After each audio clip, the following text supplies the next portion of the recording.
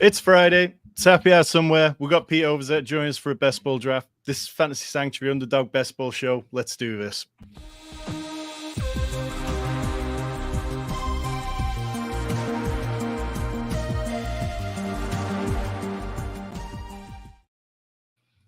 "69 days till the season begins. Best ball, that's when it's over."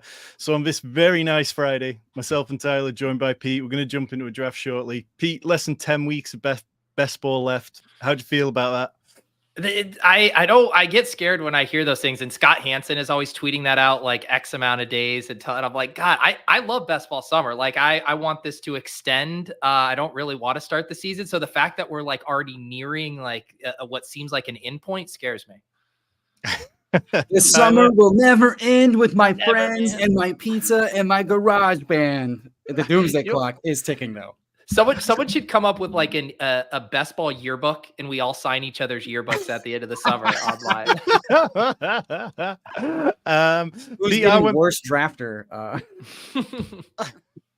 Pete, I went back and looked at our show from last year, and there was some hits and misses from it. You were really high on the Miami running backs, Kendry Miller, Bears backfield, low on Najee Harris, Kincaid, and Adam Thielen. Out of those, are any of those guys who you're really approaching differently this year? I am taking more Kincaid. I had a blind spot early on. I've said that Liam ruined Kincaid for me. So I was like, I'm all in on the elite tight ends, but then just was ignoring Dalton Kincaid. And then I was like, all right, fine. I'll take some Dalton Kincaid. I've taken Adam Thielen once with the Badge Bros because John is apparently on him. And then he took him on a team again on Wednesday. But no, I'm not on Thielen. Who is the other one? I'm back in a little bit on Kendra. I feel like he's not my favorite in that range. Like I take way more Marshawn Lloyd. I feel like I'm trying to think the other ones. Who is my other big fade? Najee. Yeah, no, I do Najee in that range. It's like, I feel like it's not even that interesting of a conversation anymore because all of us are like, yeah, we'll take David Montgomery here. We'll take Zamir White. We'll take these guys. So yeah, I feel like you'd have to have just like a pretty strong, crazy take to be a full fade at those prices. Pete, we call that winning. We won. Their price came down. We won. That's true.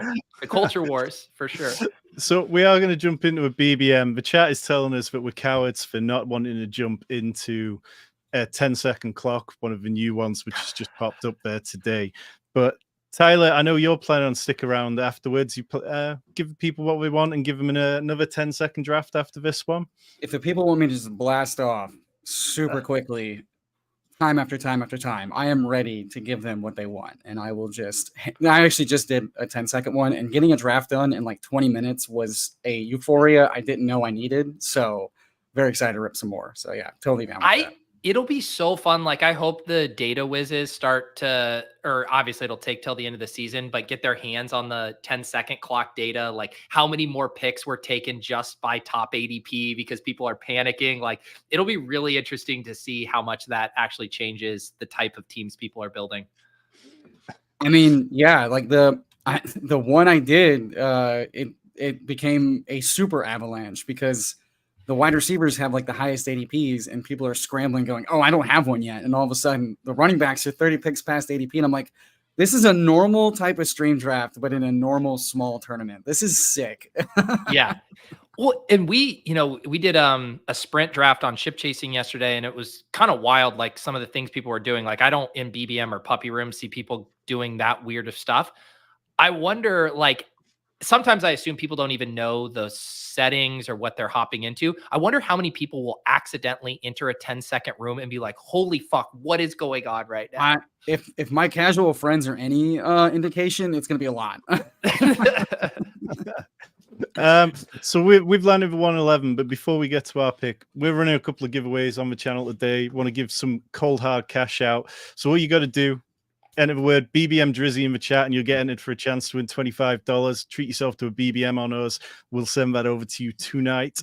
Or if you want a second entry when the video's over, drop a BBM Drizzy in the comments. Or for a third entry, drop another BBM Drizzy on the Best Ball Explained video, which is pinned in the comments. We're just throwing money left, right, and center at you. Pete, like, the turn, are you bored of it yet? Like, you starting to pull players up and do anything different? I'm not bored of it. I don't think I am willing with that second pick I'm not going to probably do 2 second-round picks there. Like, I still want to get, the Garrett Wilson or Puka or AJB falls there. But I'm plenty fine. Like, if you're like, man, I want to get Jalen Waddle here, or even I want to get Debo here. Like, I have no problem with that at this point. Generally, my thought is like, wait to do that till August, ADP settle. But it's like, I don't know how much is going to actually shake up the early part of the second, the late part of the first at this point. Like, most of the movement, I think, would be like mid-third to late second. So I don't know. We say that every year, but there's going to be shit that happens in camp, news, injuries, etc. Like something's bound to happen. And even if it's just casuals being like, I am not taking receivers over these running backs, and it just shifts stuff up. Yeah, and I think, but the main thing is like, unless you're back weighting all of your teams, like you maybe don't want every single one of your teams to have the same Garrett Wilson, Drake London pairing or the same Gibbs, Marvin Harrison. That's the only thing I think about a bit. Also, Tyler always does this for my streams, and now I get to do it for him. We have 44 people watching right now, but only 26 likes. Get the likes up, people. What the hell? So where we're going with the first one, Pete? Like Mylene's Garrett Wilson. I don't have enough. I always click Garrett Wilson here in this spot. I'm not too creative. They took away our falling Brees, and despite that, I'm going to give the people what they want. Oh, is that a can opening ASMR? Indeed, I know I enjoy it, so I'm going to give some other sickos. Well, I feel bad because I opened my my can here before. Yeah, that's okay. You schnauzer blasted off. I saved it. I edged. It's all good. So Fiddle My Gooch takes Nico Collins at the 112. Which is a line I've been waiting to say all my life, apparently. Where are we going with our next pick, Pete? Like, it feels like a miss that Tyler's account name isn't Fiddle My Gooch, and it's actually someone else named Fiddle My Gooch.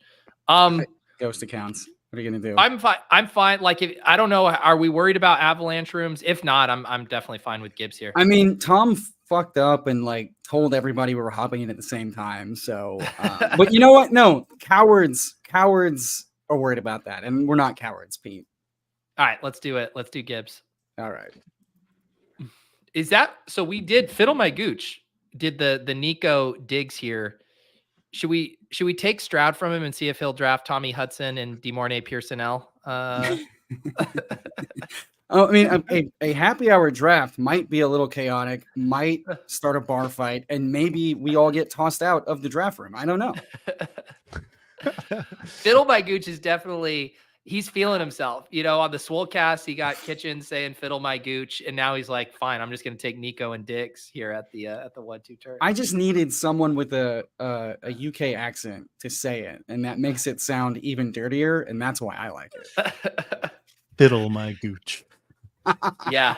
I will say, like, I just did the randomizer draft with Ian, and I do appreciate it because sometimes I like it when the people in the draft take the time because we're doing a prompt. We need the time to get to do it fully. But then sometimes, like when the clock is bleeding and we're like already good, I'm like, all right, let's pick this up. Let's get the pace going. So yeah. I know everyone is all amped up about the 10-second clocks, and I'm excited to hop in one of those at some point today as well. Yeah, we got Hayden in the chat saying start the 10-second draft in this round 10, see which one finishes first.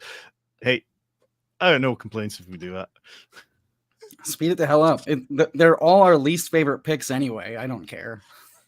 The way I view it too is even if it's not an official 10-second room, you can be the change you want to see in the world. You can snap pick. You can make the pick as quickly as possible and then lead by example. Let the other drafters see what you're doing. I mean, after all, you had the fastest slow draft ever, right, Pete? Yeah. And we have a private, Tyler was part of that. We have a private chat in the Deposit Kingdom Discord. I know there's some interest in running it back. I think people are suggesting that I don't MC it, that I'm maybe drafting in it so that we can get my full focus because the implication is I was the dead weight. You were. I was timing it. I was the fastest. He was the slowest. It was rough, but we made it work. Yeah, so we'll have to run that back, especially now that there's all this enthusiasm for the 10. Everyone's like, "Oh, I got my draft done in 22 minutes." What was ours, Tyler? Like 10 minutes and 30 seconds? It was like 8 minutes, wasn't it? It was faster than we thought. Yeah, 8. Yeah. So we'll have to do that. We'll say, "Hey, 10-second schnauzer, hold our beer here." Like. Do you remember what the winning team was like from that draft? Was it actually a good team? It was Kevin, right? Tyler? Yeah, I think. You know what? That's a good question. I think it was don't Kevin know. Tommy. I want to say it's in his bio. Winner of the world's fastest slim. I'll just say mine was like one of the best correlated. I just got, the Seattle tackles. That's a tough look. What are you gonna do? Yeah, can't change it now. So Saquon Barkley falls into the third round, and so would you be willing to take Saquon there? I know like a lot of us have quite a hardcore fade on Barkley, like, but third round, some point you got to do it, Pete, right?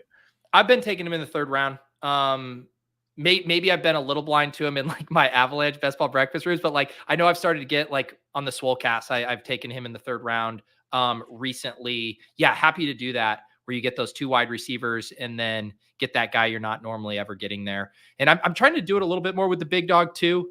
Grab him, do some kind of like anchor builds with him just because it's not something I'm doing. Like I know a lot of people will be like, we have the thing on from the ADP chasing where they call it a fake comfort 4% exposure blanket.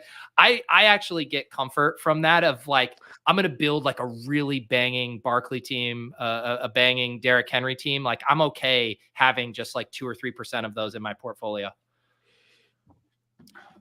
Nice. So what, we're 1 pick away. Wide receivers starting to dry up, but there's definitely at least 2 guys I'd be willing to take, Zay Flowers or T. Higgins. Any of you guys want to make a case for anyone else? I love Zay here. I know he's risen a little bit. I know Tyler likes Kyron here. I feel like kind of with the Gibbs pick, getting a wide receiver here makes sense. Yeah, I'm good with Zay. So, yeah. I am tempted to do the Garrett Wilson, Josh Allen bring back though. So we'll see. Oh yeah. Yeah. My only thing with that is just like Josh Allen is falling now in a decent bit of rooms where you can get a mid to late 4th. But I definitely don't mind the bring back angle, especially because Keon Coleman is now starting to fall too. So that's a little easier to get him. Although the side of the board we're on, I don't know if that's applicable. Yeah, I mean, I'm good with T. Higgins, Lamar, or Josh Allen. Tyler, you? Pete is our guest. Pete, you got. I'm generally T here just to kind of keep the flexibility. The other thing I start to think about at this spot of where we're at on the draft board and like where you guys are with the tight ends too, because basically everyone except Kittle and Pitts will probably be gone by our spot. So then thinking like, if we want to leave ourselves open to maybe Pitts falling there, or Kittle on the wrap, I kind of think about that a little bit. I'm just constantly always thinking like, once we take that one running back, if we go Allen, I almost feel like we're mandatory back-to-back wide receivers at the 5-6 turn. Not that that's bad. Like the pocket there is pretty good, but I always kind of like to leave a little flexibility. Well, famously, you could use a little flexibility. So I understand making that a priority. This is like, I tell Tyler in confidence once in person that I don't have good flexibility. And then he, outs me on stream. I told you that. You could have denied it like Richard Nixon. You did not. That was a personal brand choice. Pete, obviously last year you drafted all 150 BBMs on stream. Are you enjoying drafting them more this year, not having to do every one on camera? Well, it's funny because I was thinking about it the other day and I was like, 80% of my BBMs are going to end up on stream this year, other than like a few cardio clubs. And then even the ones that aren't technically streamed, I've been doing some on the Deposit Kingdom channel lately. So like when I scroll through my BBMs, it's all content and then some cardio club, basically. So it feels like it hasn't changed that much. It is like, I like not having to plan out or worry about the pace. Like I know a lot of people now are talking about, oh, what if BBM fills mid-August? Like I'll get my drafts in. Whereas if this was last year and BBM was going to fill by mid-August, I would have had to like dial up multiple marathon streams. And that would have very much stressed me out. I mean, you're doing more marathon streams on Mondays anyway at this point. Like every Monday is like a 4-hour stream. Yeah. Well, and that was just kind of the shift too, is like, I mean, you guys know it for doing content. It's like making an event, getting a thumbnail, doing the stuff afterwards, all of that. I was like, instead of doing like 3 2-hour streams or 3 1.5-hour streams, like let's just do 1 4-hour stream. And I only have to do all those things once. So I've actually like how that's worked out. It's great for you. I'm having trouble, having a 4-hour block on my work schedule, being like morning meeting. I am trying. I do. I am sympathetic to that. I am posting the audio. I've heard some people say that they've just been listening to the audio in chunks like throughout the week, which is fine. And then I've been having Lou has been doing a previously on Best Ball Breakfast, a 45-second, Love it. completely out of context, no strategy. But if you just generally want to know what happened, you can watch that recap. No, the recap is very helpful. And then to answer a quick question, the Cardio Club is the Underdog Cardio Club. What's it like now? The third year of Cardio Club, where 7 Best Ball Mania drafts done doing cardio and tweeted. I think the deadline's already passed, but if you were already in the Underdog Cardio Club, your grandfathered in. But essentially doing your Best Ball Mania draft, you do 7 of them. You get into the Cardio Club. You have a Discord channel. Some merch. This year, there's like tiered rewards for amounts of Cardio Club drafts. I think instead of a tank top this year, it's a hat for the minimum threshold one, and you get a percentage rake back as well as part of the. And then I think last year was the UCC leaderboard, where first place got full 150 BBM entries this year covered. This year, I think TBD for leaderboard rewards. It hasn't been announced, but it's going to be sweet. There's going to be plenty of rewards, really nice, juicy rewards, at least for like the top 10. Some good stuff there. So yeah, I don't know. Would have been great last year where I was 7th. Were you? Oh, geez. Yeah. I mean, Berm told me that if I recorded videos talking about fantasy football, he would send me some Cardio Club stuff, and I never got it. So, Berm, I'm going to need to talk to you at some point. So we're what, 1 pick away. 1-3 so far with Jahmyr Gibbs, Garrett Wilson, Zay Flower, T. Higgins. I'm down with Kyle Pitts here. I don't know about you guys, or open to suggestions. I would probably take. I like Worthy, and then kind of seeing like how we would want to play, like what value falls. Like 6th round Josh Jacobs sounds nice. We could go elite tight end. But I think Worthy would be the guy I'd probably lock up here. Yeah, same. Screw you guys. Didn't want him anyway. Are you a Worthy fader, Tom? No. We're definitely quite high in here in Fantasy Sanctuary. We've been team Xavier Worthy ever since pre-combine. Rich's rookie guide, he was all over his prospect profile and put a lot of stock into him pre-combine. And then when he did what he did, it was like, okay, this is a guy now who should be going ahead of Brian Thomas in rookie drafts easily, and you can make an argument. Do we want the I'll let you guys Jacob? hash this out. I'm good with any of the 3 picks in the queue. Yeah, I'm good with any. Go on, Tyler. You take your shot. I mean, I want Kittle over Jacobs because I'm a sicko. Do it. Yeah. Tight end. I'm not going to tell the room who to tell me to take. Fuck you guys. Rich in the chat saying Worthy is going to be a stud. And if you want to check out Rich's rookie guide, almost 200 pages of elite content, hit the join button down below. Bindle sprinkling more memberships out like he always does. Absolute legend videos, the YouTube membership fairy. If you got one of those, jump into the Discord and find Rich's rookie guide in there. And if you're just finding this channel for the first time, we appreciate you being here. Hit the subscribe button. Me and Tyler every Monday, 6 p.m. Eastern. We draft on Underdog on Mondays. Wednesdays, I'm drafting on DraftKings. Rich is churning out loads of Dynasty content. Tyler just pops up with impromptu streams throughout the week whenever he's got free time. We got shows with Chris Allen, Dwayne McFarlane, Rob Coakley, Mike Leone, Fantasy Unleashed, Ian Hartitz, and of course, legend that is Bindles. So loads of best ball content coming your way as well as lots of strategy videos. Anything you guys seeing in this draft room so far you think worth mentioning? This feels like I'm just so always on like edge for streamed rooms. This feels like a very normal room. Every player we've gotten here has been at or around ADP. Tyler is a notorious Pitts hater, takes Kittle here, but gets the slight justification of the Gibbs Kittle week 17 correlation. So even the Pitts stands can't be too mad at him. You are welcome to your Kyle shits. I will take the grown-ass man. The thing with George Kittle, it's like every time I take him, I want to build 3 tight end rooms for him because he's so volatile. Like, last year he had 7 top 5 weeks and then 7 weeks outside the top 20.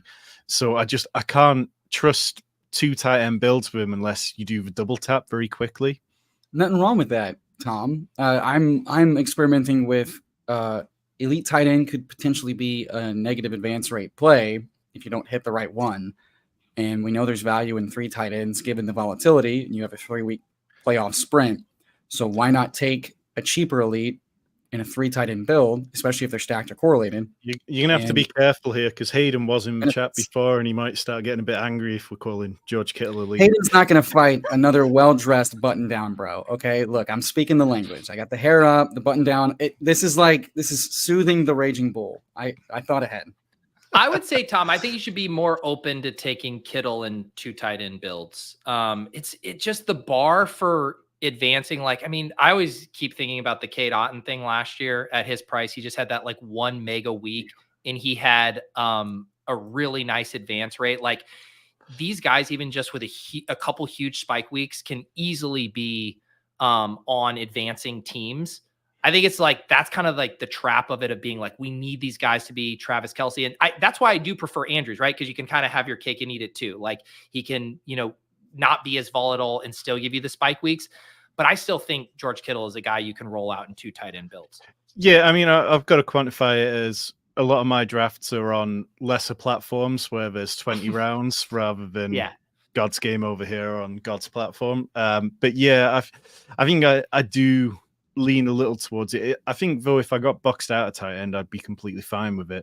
But there's just too many guys late on that I'm still willing to take a dart for one in 20 round formats. Allow me to present your own argument. Rashad Bateman famously was hurt all season, and that's why he sucked. George Kittle was hurt with a groin injury all last season and barely missed his normal production. What if both guys get healthy and outperform their ADP? George Kittle is never going to be healthy. Neither is Rashad Bateman. I will say, of all of those 7 tight ends, the top 7 by ADP, like Mark Andrews and George Kittle are the 2 I feel like I know what I'm getting the most. Absolutely. Like, Absolutely. I'm not going to like be surprised by what I get from George Kittle. If he has a 3 points, like, yeah, I know that's part of it. And then when he drops 25, I'm like, yeah, that's why I fucking drafted George Kittle. Yeah. And the thing with George Kittle last year, you go back to the first year with Brock Purdy, and that year he was so heavily touchdown reliant. And then last year he had so many more games where he was racking up receptions and stuff like that. So it was a bit of an easier click. We're back on now. For me, this is Ramondre or Jalen Warren territory, you guys. Yeah, I'm not clicking Kamara or Murray here. Ramondre, Najee, Brooks would be good with any of those 3. Go on, Tyler. I'll satiate Tom since I dangled his precious pits in front of him and swapped it with Kittle at the last second. So we're here to extend olive branches, not make enemies. Smashing Brooks. I like Brooks. The only thing, do we want to consider Burrow?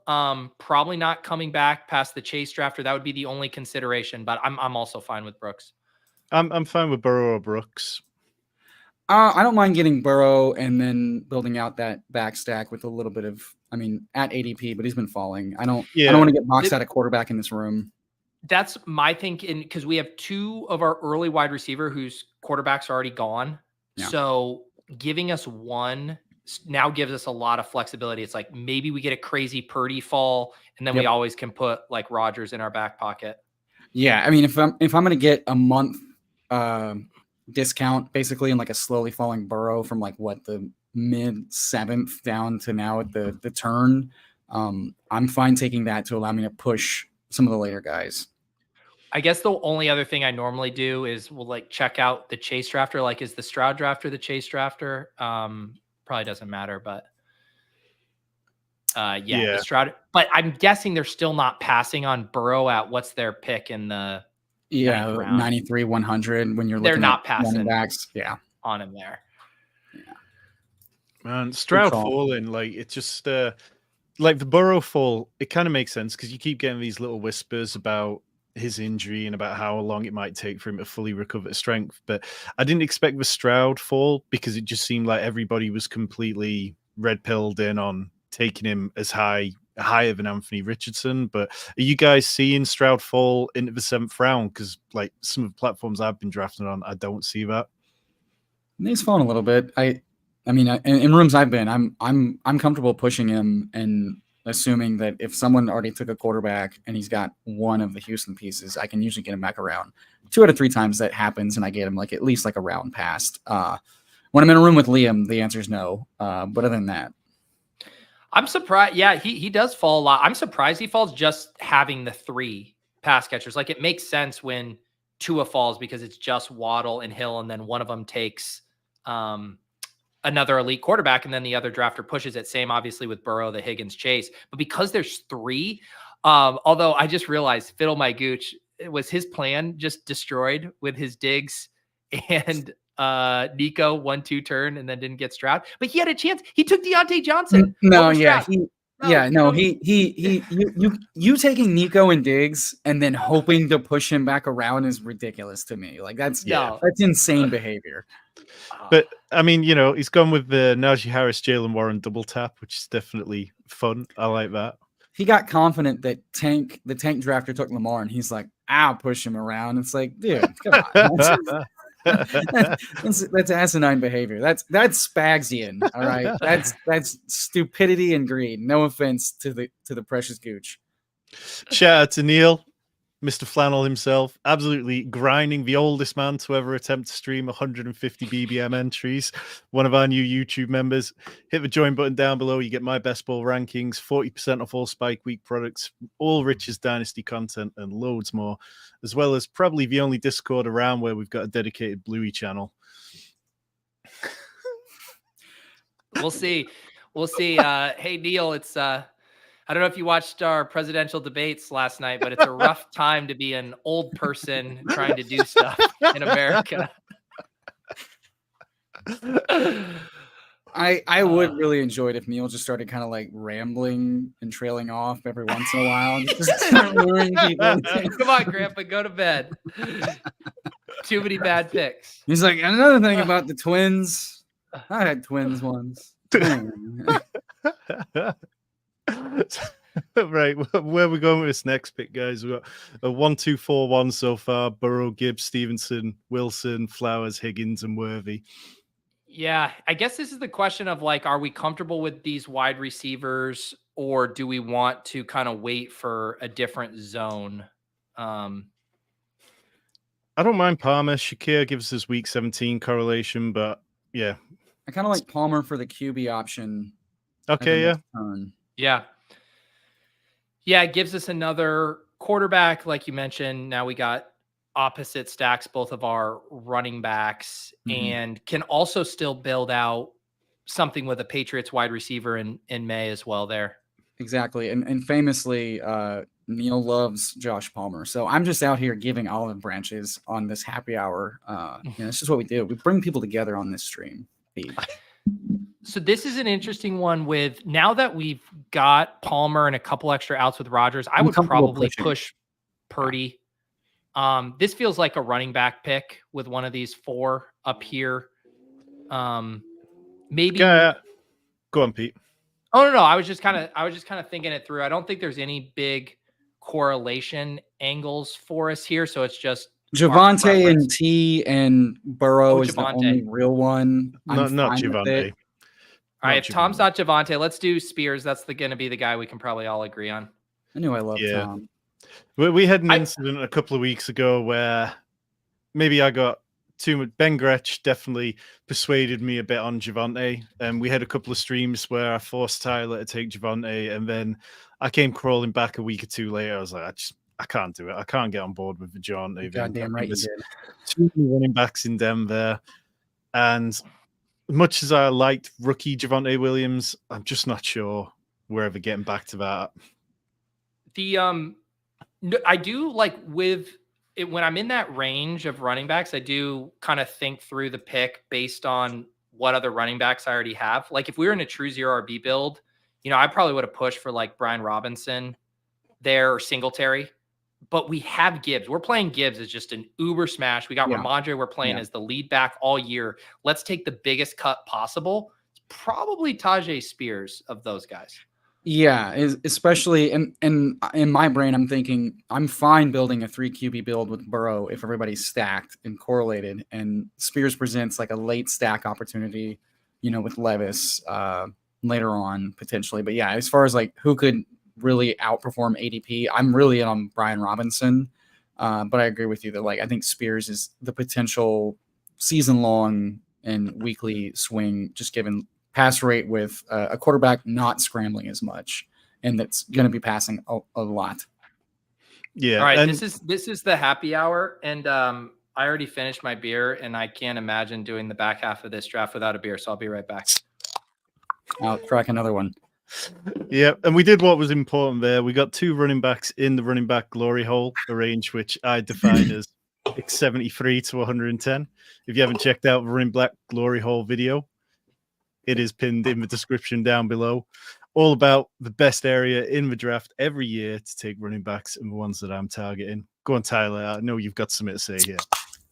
Tom, if you're not hitting the running back glory, if you're not hitting the running back glory hole on our Start again. Take 2. brother, if you're not hitting the running back glory hole on a regular basis, you're not living. That's all I got to say. You clip that, you speech elitists. Certainly will. It's the most coherent thing to come out of America in the last 24 hours. I've been trying to keep it so PC with the UK. Tom, we're allowed to say that. You're not allowed to say that, man. Yeah. I just try to distract from the miserable state of our own election. But anyway, not to get political. Austin Eckler goes in round 11. Pete, are you taking Austin Eckler ever?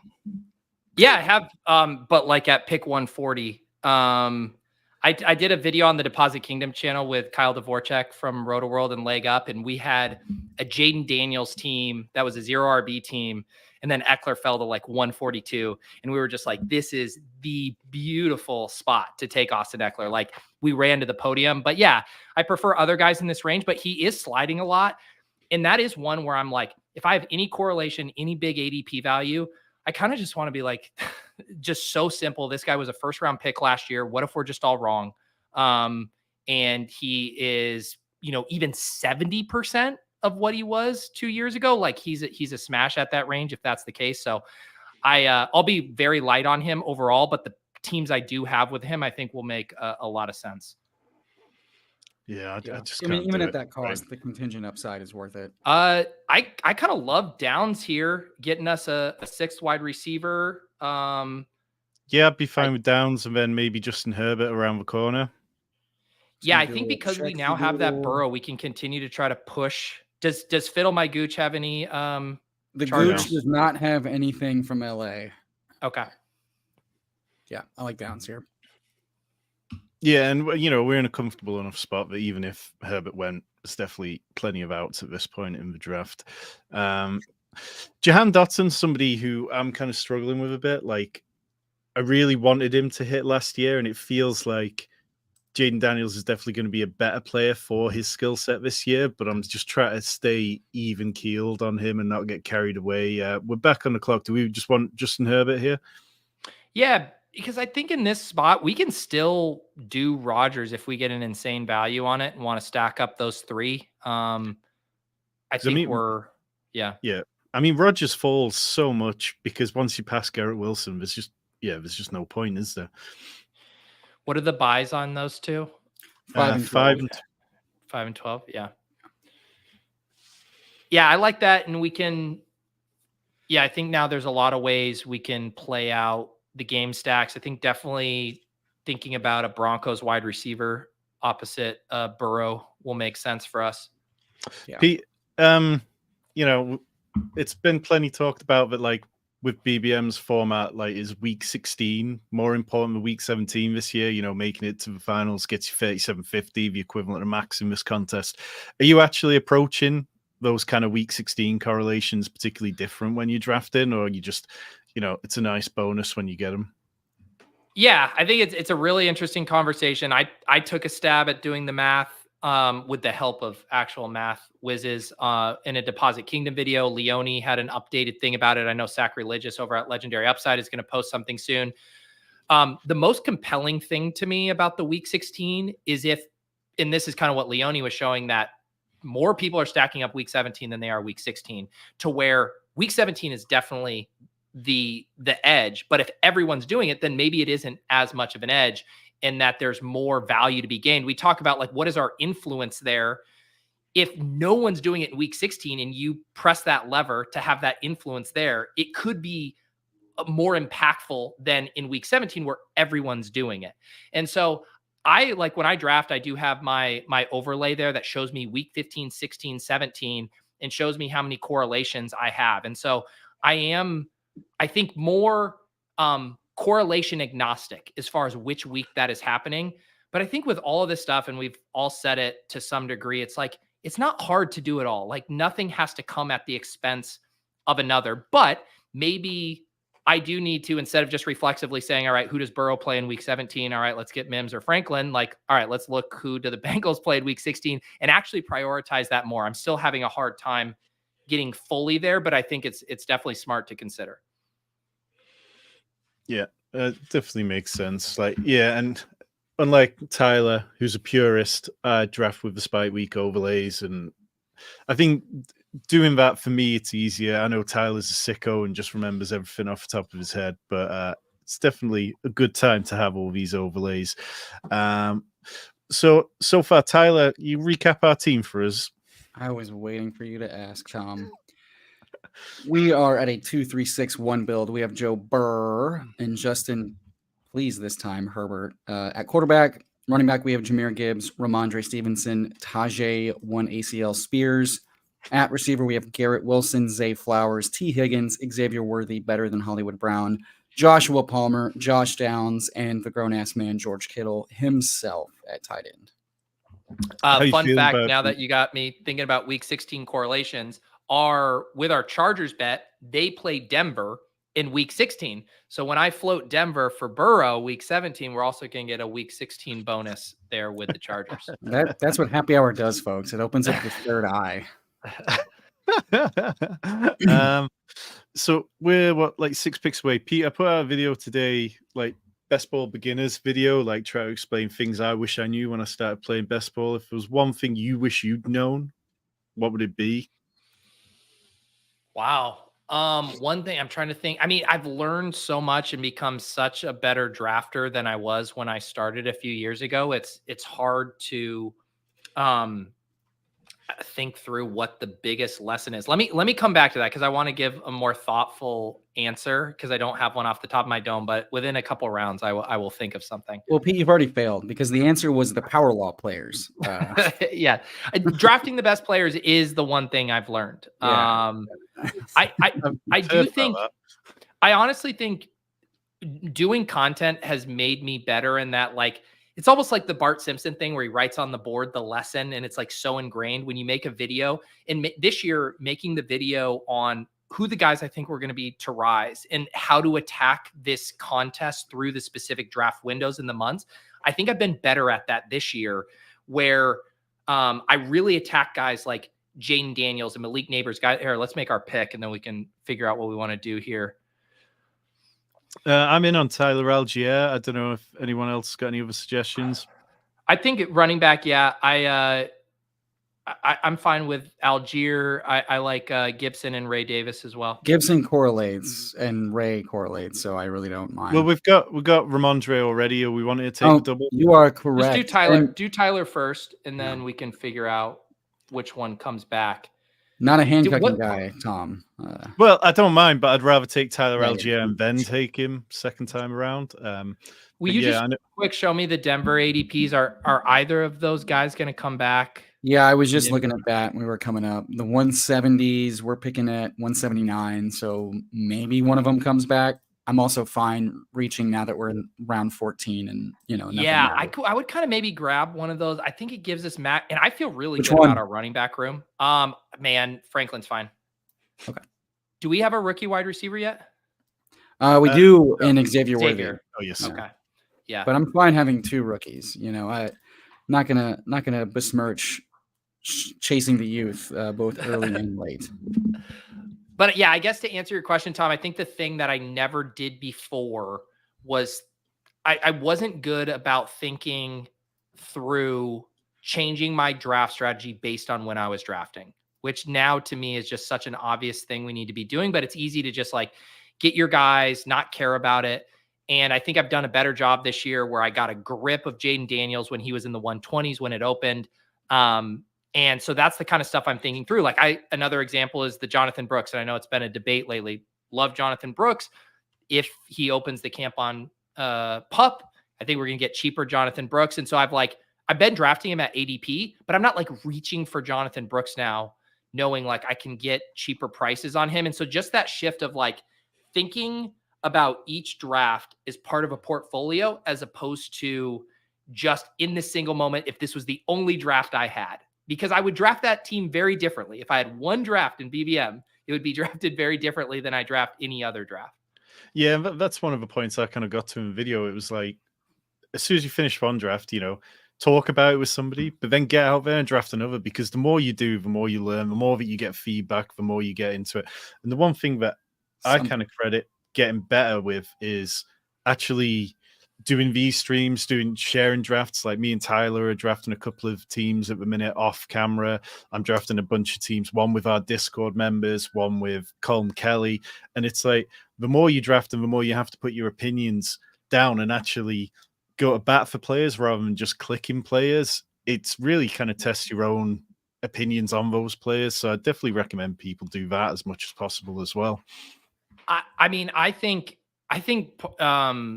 my portfolio has legitimately benefited last year and this year by drafting with a lot of different people. And I think that even applies to listening to a lot of different types of content, and I'll hear ideas for drafts. Like I was listening to Hayden on JJ's podcast, talking about how he's kind of trying to flip it, grab the running backs early, and then load up on some of the wide receivers in a pocket. I'm like, I want to try that in a draft, see how it works out for me. Because like, I think if you're a good drafter, you can build the best version of any style team. And to me, it's fun. Like, let me try to build this style team where I take both Derrick Henry and Pacheco, which I don't do. Can I build the Pete version of that team? Like, that's such a fun thing. And so even if we have our preferences, to kind of try out different stuff and just still build well-structured teams with different flavors is what makes this fun for me. Just making Pete Cassos out there, baby. So, well, we're one pick away. You guys twitchy about tight end? Want to look at that all, or just keep going with running back? Like for me, I'm pretty open in this tier. I don't think I didn't see Rashad Bateman past ADP, Tyler. I'm not twitchy about tight end, but this is probably a 3 tight end team, depending on what we do. Yeah, we got kind of wiped out. Braylon Allen is also kind of interesting to me. Is like, we have Wilson, and this running back tier is kind of uninspiring. Like we got kind of wiped out on both of the wide receiver and running back tiers before this pick. We did. I blame the room. But that said, we're fighting back with rookies and second-year players, and Josh Palmer is the veteran locker room presence. So we have. I like the Chig, the same thing too when we talk about the correlation stuff, and like we just did with Braylon Allen. Like I love mini correlations, but I also just love building out the bets on the teams. You draft Spears, you draft Chig, you draft Garrett Wilson, you draft Braylon Allen. Like I do those way more than even Oppo stuff. Yeah. And I think like as we kind of come towards redraft season, I was chatting to a guy in my home league, and he was saying that, we were chatting about a couple of players, and I brought up the Titans being a team which could be sneaky fun this year. And he was just like, the Titans are going to be awful. I'm like, yeah, but when you get to round 18, everyone's fun. And like, the Titans could pass plenty, and he flashed briefly. And my friend was just looking at me like I was insane, because it's like, it's that redraft thing that you wrote about in the. So do we want Chig? I'm fine with Chig here. I think that gives us some flexibility. I mean, this puts us in that zone I was saying with Tom, where like if we ended up with just Kittle and Chig, I'm cool. If we miss out on like Chig and Cade Otton, then we're probably like looking at a 3 tight end build. Yeah, and I agree with that, because I feel like the thesis of Chig is Chig sucks, but Chig go fast, and Chig go fast on high pass rate team. Titans, throw the ball. Yeah, so if you're going to do that, you ideally want, he's essentially Otton, but maybe worse from a like production profile, but better in an athletic profile. And so it's like, I'd ideally like to get the guys, they're definitely going to run a majority of the routes, which Chig doesn't really do, but the pass rate might very well offset that. As a Chig hater, I have to give him his flowers that, he has access to a multi-touchdown game. And, without any of the pieces, it makes sense to just bet on a high pass rate. Probably bad team just throwing a lot to catch up. So, I'm in on it. Tyler, could you pull up the tight ends just so we could see what's left? Like, because I would love nothing more than to give you a once- snapshot of the tight ends, Tom. Because once Jelani Woods goes, things are starting to get pretty grim. Like, Pete, how many tight ends left are you comfortable drafting?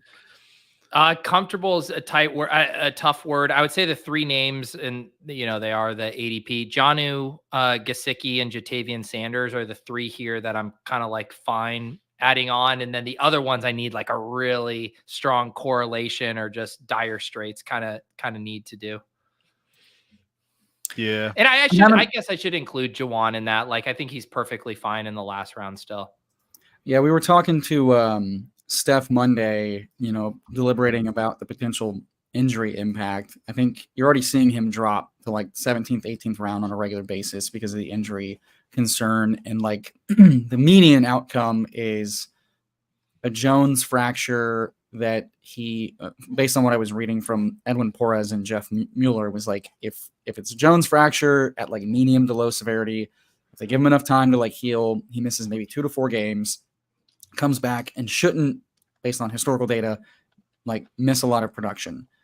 Steph was a little worried from like the Jones fracture standpoint of like, re-injury on, just because of like a plant foot thing, but he's like a big body guy. He's not a speed guy. That's how they kind of use him in the red zone. So deep in the weeds, I still think he's a fine target in 3 tight end builds, just saying, hey, probably going to miss out early season stuff.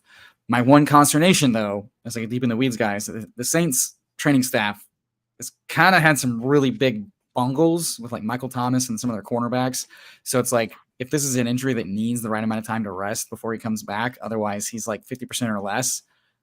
That's where I'm kind of okay getting a little bit more information and seeing how they're going to handle that, because that's important for like if he's going to be useful at all this year. Yeah. So I think we kind of need to think through. I feel like we are fine at every position.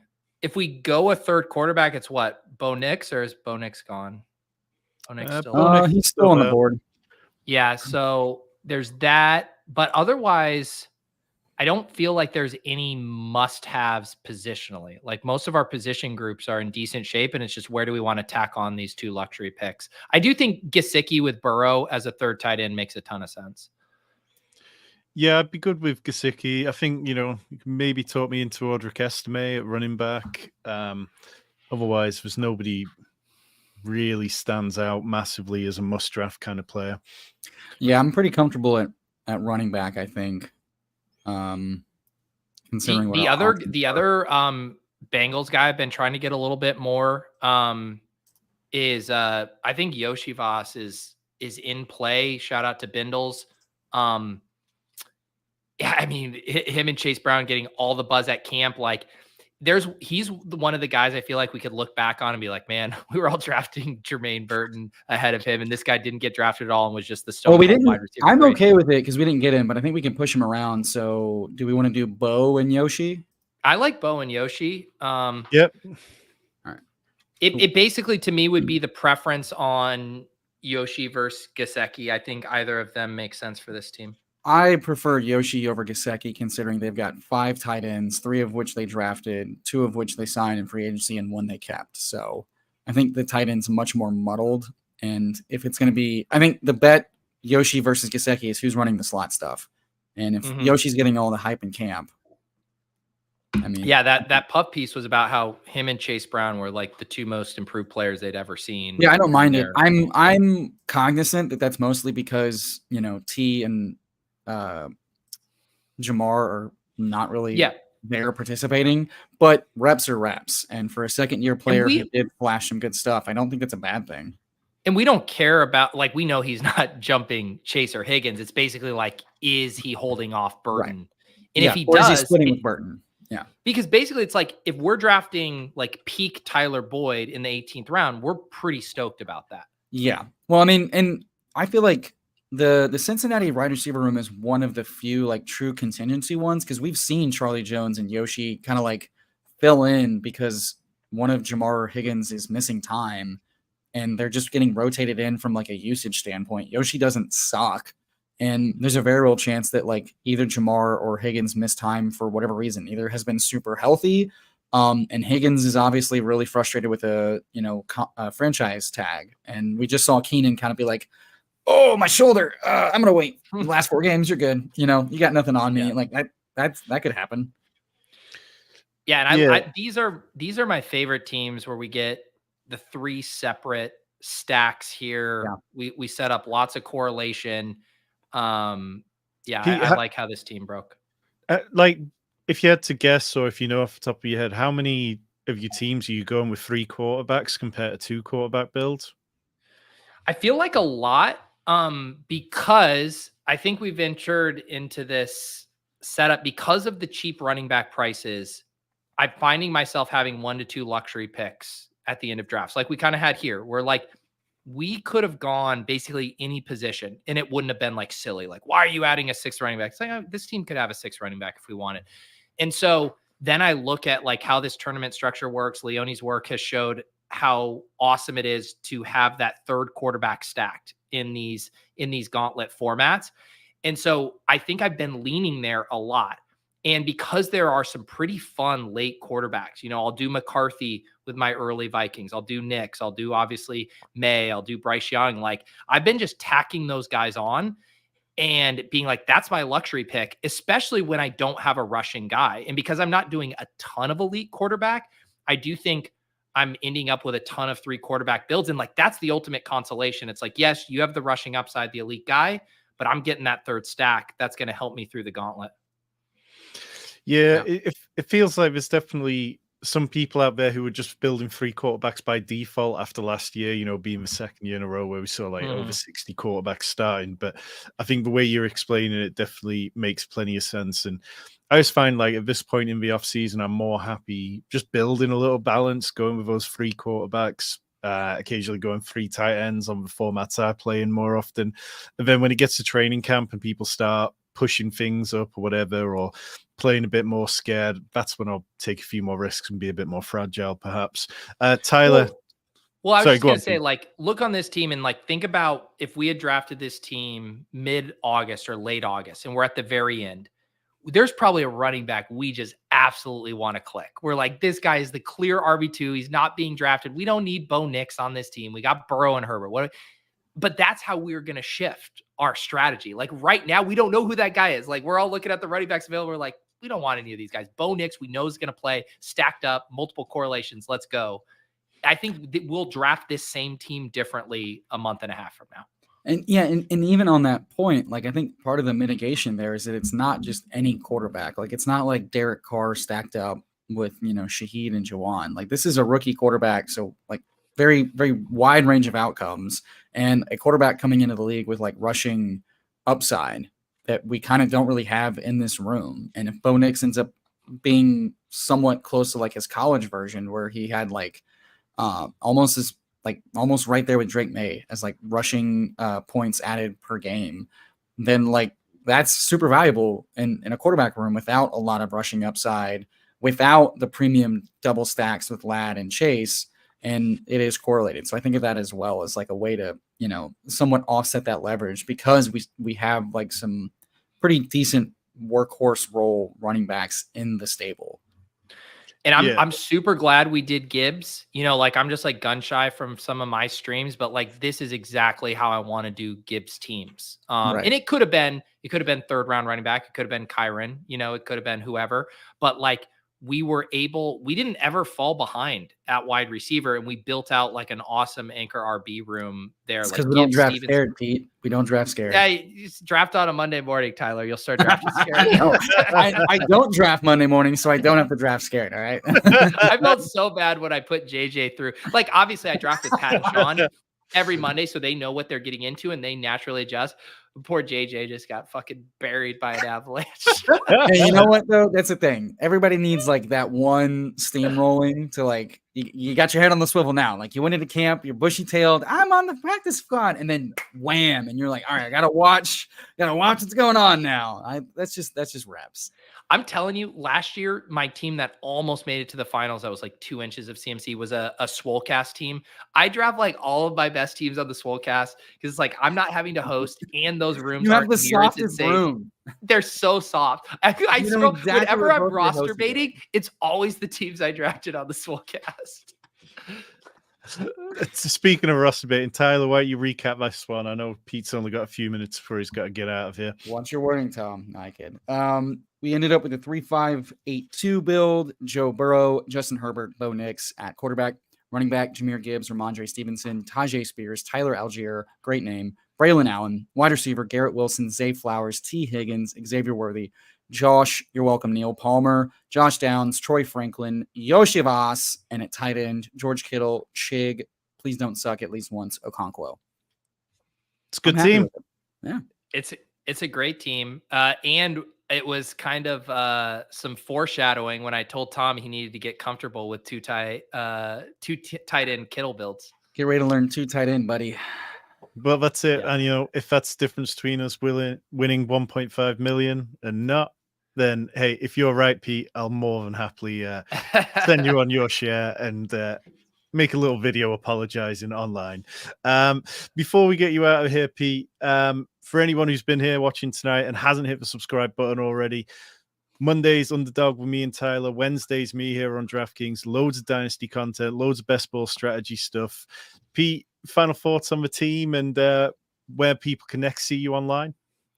Yeah, I really like this team. It basically accomplishes all the stuff I want to do. And I think with Burrow too, like we're getting to play Burrow as an elite, essentially. And with Kittle, so we have, early wide receivers, Wilson, Flowers, Higgins. We have an anchor running back in Gibbs. We have a potential elite quarterback in Burrow and then Kittle. So that's what's so fun about building this year is you can get kind of dominant players at each position group if you know how to navigate it correctly. And then we built in loads of correlation too, 16 and 17. So yeah, love this team. And then even for our bros over at the Badge Bros, the scroll the F down in Yoshi Voss, who I assume is like sub 10% drafted in these BBM streets. So very fun team. And I would check out, I have my YouTube channel and then the Deposit Kingdom channel for pre-recorded stuff. And just did a randomizer with Ian if you're looking for a little entertainment tonight. But make sure you guys are subscribed to this channel. Tom and Emo and the team here with all the Dynasty content doing so much good work, and appreciate all of your guys' positivity in the best ball space. Thank you very much, Pete. We truly appreciate it. We are going to give away $25 hard cash in a second, and then Tyler's going to get busy with another draft after I jump off because work calls. But Pete, it's been a pleasure. We'll catch you very soon. See you around. Thanks, guys. Appreciate it. So Tyler, I'm just going to chuck on screen the giveaway, and then we'll get you into the 10-second streets if that's where you're heading. It's time to get drizzy and fast, baby. Have you been in the 10-second streets yet at all? I ripped one right before stream. I said, "How fast can this get over?" And it was fast. It was the best cookie I've had all week, frankly. Also, shout out, thank you, ATX Bearcat. Appreciate you. True legend. Right. I'm going to give you 10 seconds left. Hit those BBM drizzies. 10 seconds. 9, 8, 7, 6, 5, 4, 3, 2, 1. Bam. Who is the drizzy? If you miss out on this one, we are going to give out some more straight after this stream. Purple Yosh. 2 giveaways on the bounce. What a legend. Wow. Purple Yosh will sun running. We will absolutely be chatting to you anyway. But if you want to take a shot at another one, all you got to do when this stream is over is leave us a comment saying BBM Drizzy, or go over to video in the pin post right now, drop a BBM Drizzy in there, and tomorrow at some point, or maybe even Sunday, depending on how many BBM Drizzies we get, we'll draw another $25 winner, and one of you can have a BBM on us. Tyler, I'm going to bounce out of here, but I will leave you to get very busy in the 10-second streets. Everybody here, you're all legends. Appreciate you checking us out tonight. See you later. Appreciate you, Tom. Have a good one. All right, chat. You've been waiting. You've been asking. You've been begging. Tyler, do a 10-second clock. Blast off in 10 seconds or less. And I said, okay, I can do that. So let's do that. Let's see. There we go. How's everybody doing on this Friday happy hour? 15-second, 20-second. We said 10-second, baby.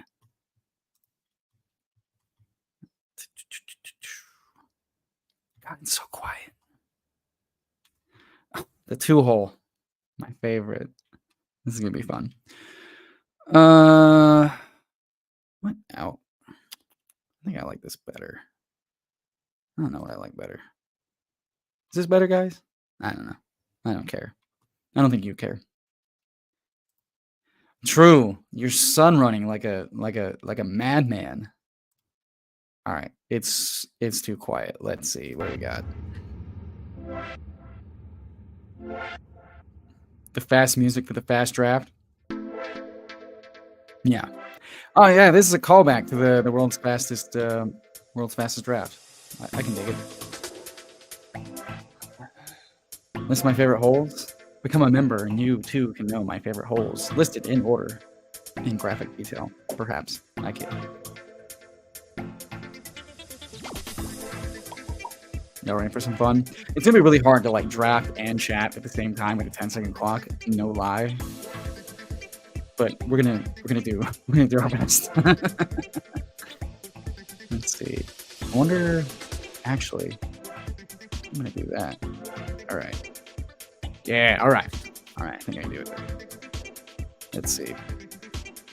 Who got in here with us? Y'all had your opportunity. You didn't want to do a 10-second fast draft on stream? Cowards. Timothy. Maybe. Well, good thing for me, I don't have attention deficit disorder. This is true. You know, I'm surprised y'all did not punish me. We haven't gotten to 100 likes. I was a little worried that was way too few likes to offer up a shaved beard down to a handlebar mustache. So I thank you for liking, subbing, and watching today. I also thank you for not making me sacrifice my beard. My wife definitely didn't know about that. I definitely would have gotten an earful about that later on. So, you know, shouts out to y'all for keeping us intact for another day. We live another day.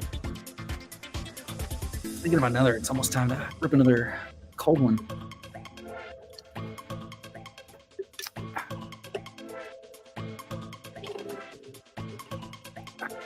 Oh, on the clock. Ooh, you like that? You like that, chat? You can't deal with me. You can't even hang. You wish you were that fast.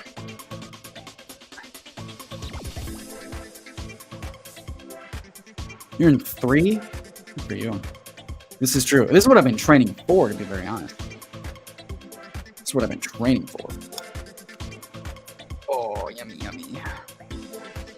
Get a little third round Devon A-Chan. I swear to God, the clocks are not actually 10 seconds. The clocks are 5 seconds. Are y'all noticing this? I think it's a display error though, because like the timeout is lasting about 2 to 3 seconds, but like they're not 10 seconds. I'm just not. This is true. Best ball boot camp. Yeah, these are 5-second clocks. This is intense. Y'all might get a foursome out of this. Would you like the board as it flies by? Oh, Saquon and Henry. That's a robust redraft draft. Okay, so yours was 10. I'm getting shafted. They're shafting me. They're taking 5 seconds away. Purple Yosh, I also cannot wait to get off work. Yeah, it's weird. It's lasting longer, but whatever. Very nice. Got the Scott Fishbowl invite email. It's time to draft and get busy with some advanced format. Neil, old man Neil, doing the dishes because he can't draft. Doing the dishes before he joins Meg on Fantasy Speak for their happy hour draft that I will also be hopping on at 5:15 Central, 6:15 Eastern at Fanspeak. I will be drafting with Megan. Little best ball draft where I can draft in harmony. Oh my god, is it gonna happen? Is it gonna happen? Oh my fucking god, it happened. Oh, Jalen Hurts, CeeDee Lamb, Devonta Smith. Oh, it feels so good. Is that what it is? Fuck me. FF Lion really Beastburp asking Neil if he got his nap today. He says he's doing the dishes. I think he's a liar. I think he's getting a nap right now. Ooh, get a little Jaden Reed. I like that. Little fun team. Let's see. What is everybody else doing in this draft? Little Florida falls to the turn.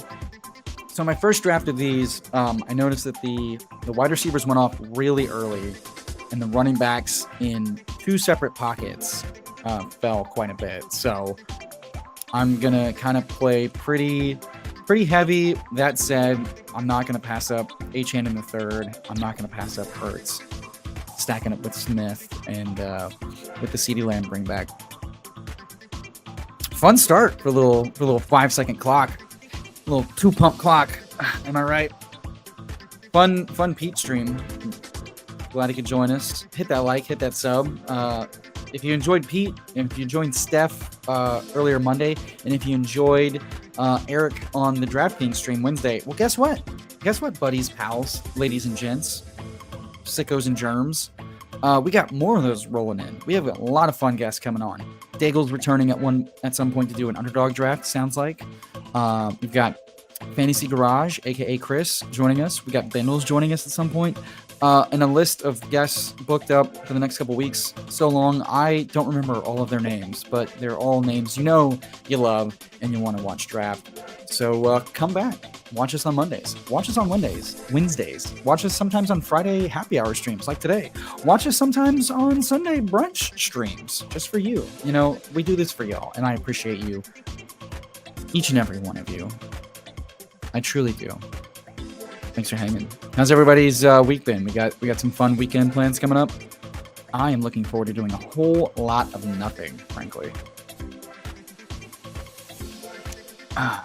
Stroud falling. We do not have a stack for him, though. I think I'm going to get receiver here and push Kittle. Maybe stick with Rice here. Neil saying he could use a nap. We all knew it. He said it out loud. Tom, very astute observation. We are less than 650 subs away from 3,000. And guys, if I'm offering to shave my beard down to a mustache for 100 likes, 100 measly likes, what do you think I'll do for 3,000 subs? I don't know. It's going to be fun. It's going to be awesome.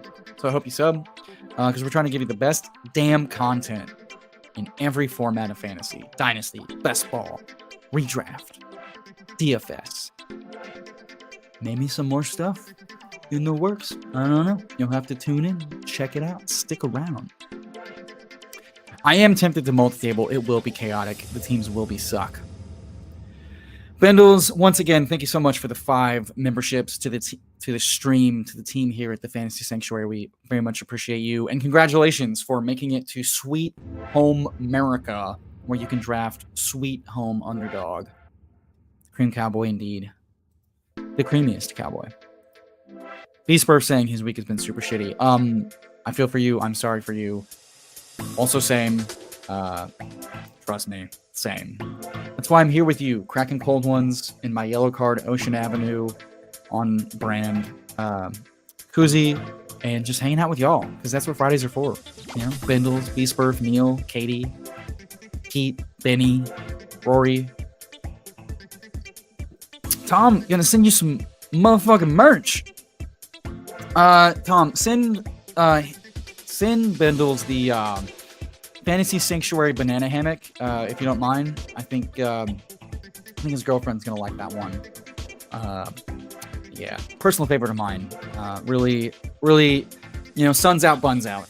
Really accentuates what you want to see at the beach. Okay, sounds like it's an error. What doesn't feel like an error. It feels very personal. Yeah, I think I'm going to take Ferg Daddy here for the ADP dip and the correlation bring back, both with Lamb and with Devonta Smith. And we have some nice options at receiver and running back. I think I'm going to get a 6th receiver here. Stay ahead of the curve. Not as much falling this time around at the 1 turn. So I'll take Samuel just fine with, rookie Lad McConkey and Rashee Rice, potentially missing some time, unknown, taking a detour for Achane and Hurts. I like that. I like Curtis Samuel there. Let's see. Yeah, okay, so this draft feels like just people are not panicking as much and kind of just taking whatever's at ADP. Maybe that's because they're timing out. I'm not sure. But with this very brief moment, I'll let you know that we're drafting out of the 2-hole. The 2-hole, dos más. With a 1-1-6-1 build so far. Jalen Hurts, Devon Achane, CeeDee Lamb, Devonta Smith, Jaden Reed, Lad McDonkey, Conky Dick. It's huge. Rashee Rice, Curtis Samuel, Jake Ferguson as a little stack with Lamb, bring back on Hurts. Very nice team in the mini Schnauzer 3 10-second clock. Fake news 5-second clock.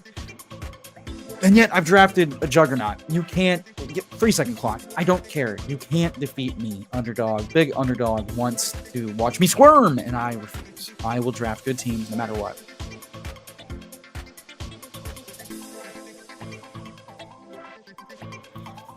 We're getting comments that subscribing to the Fantasy Sanctuary channel has been the most plus EV move of someone's life.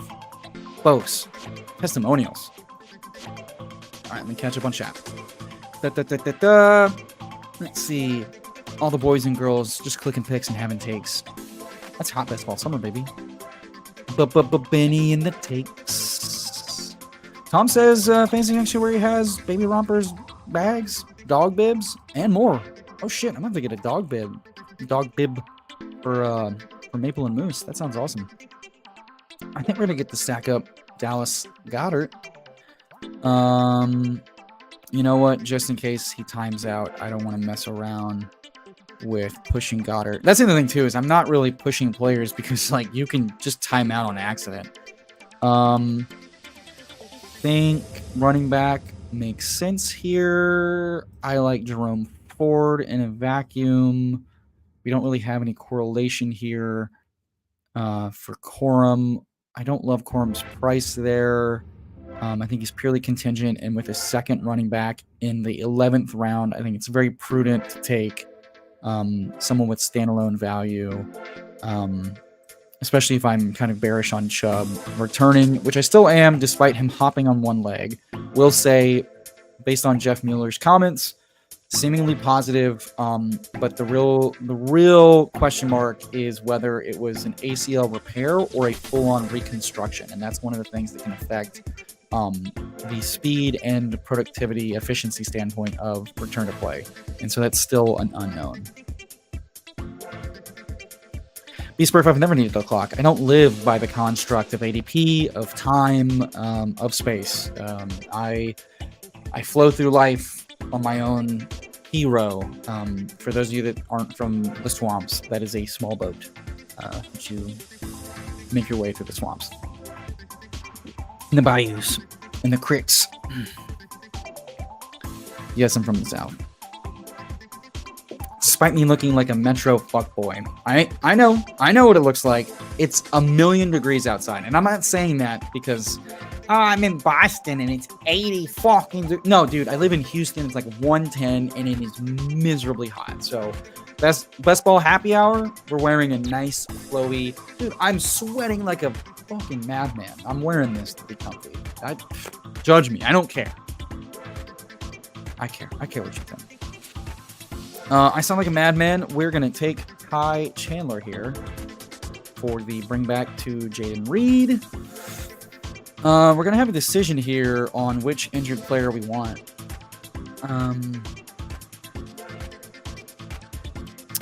It's going to be... I don't think I should take a third tight end. Let's take Vidal. You got to reach it to turn sometimes. I think running back made way more sense there. And Vidal also correlates with Lad. 3 seconds. 3 seconds. I'm correlating out of my fucking mind. I'm getting positional allocations correct. You draft 500 times between February and June 28th. You should have this shit down. You shouldn't need 30 goddamn seconds to argue with yourself and with your fucking spreadsheets. I will say though, if you have a caddy, smashing these like 10-second clock are probably like very nice. James Young, Mr. Gifter himself, I believe saw you in the Best Ball Guys chat last night and Spags this morning. Appreciate you. Thank you so much. Oh my god. Appreciate you. I feel like most of my picks in normal drafts take 3 seconds or less. Yeah, I'm not sure what the challenge is either. I take some time. I think the more time I take for a pick, it usually ends up being poorly like doubted and double thought. So go with your gut. Go with your gut. Live a little. Longboy Frank says, yo, we are in the Spring Woodlands area, dude. Yeah, brother, hey. 35 miles south of you. Doxing myself. Shouts out from the Webster area. I should really stop giving the locations of where I live, shouldn't I? Katie in the bog herself. Thank you, Longboy. You're so long. You're so thick. And you're so girthy. And Tom's going to cut the shit out of this whenever it ends. How's the music volume, by the way? Is it good? Do we want more? Do we want less? It's not stressing me out. It's making me feel good. Am I frantic? Yes, I am frantic. I have a lot of energy. I have ADHD. It's unmedicated. And I went to lunch and got Thai food. And I asked for a Thai coffee. And I forget that they serve them in like quart pitchers. Every drink, every beverage, doesn't matter which one. So yeah, got like a quart of Thai coffee just running through my veins. We add Antonio Gibson to the running back squad. Correlates very nicely with Kamani Vidal and Lad McConkey. Kind of deciding what I want to do from here, considering Dak did not come back. I think we're just going to keep building out the running back room here with some youth and buy ourselves some time to figure out what we'd like to do. I have some optionality late and how heavy I hit wide receiver. I'm not in a rush to add to that room. I probably can stick at 2 tight ends here and probably will. But we'll see if anything falls and correlates.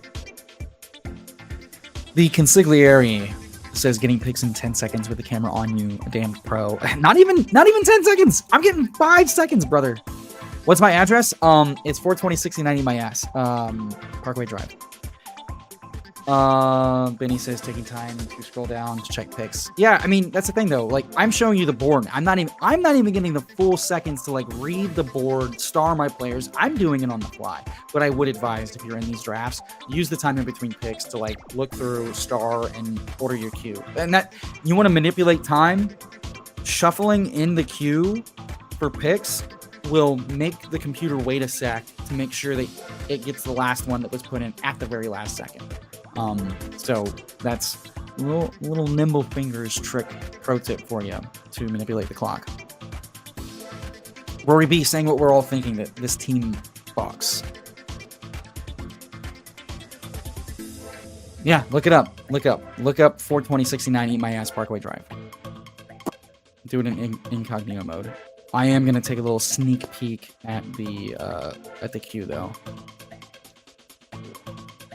Bindles, you're gonna have to send a lot more than that fucking nip, brother. Oh, you sent 5 memberships though. Okay, hold on. Damn it. I just talked myself into it. I hate that.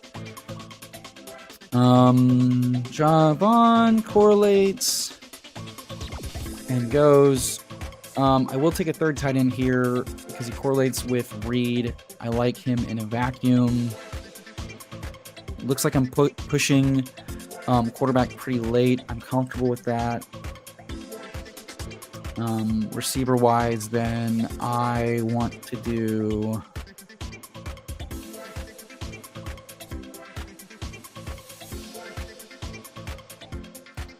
I'm gonna do Slayton and just buy ourselves some optionality late. quarterback.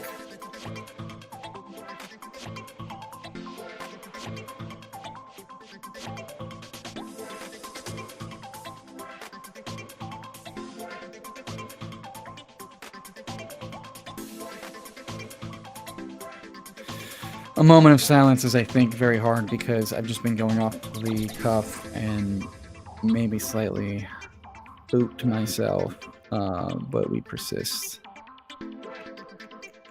We persist. All right, back to the chat. All right, Bengals. This is for you, buddy.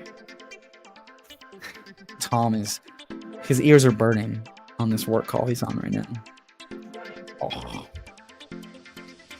Our little secret. Thank you for the 269 casual in that, Bendels.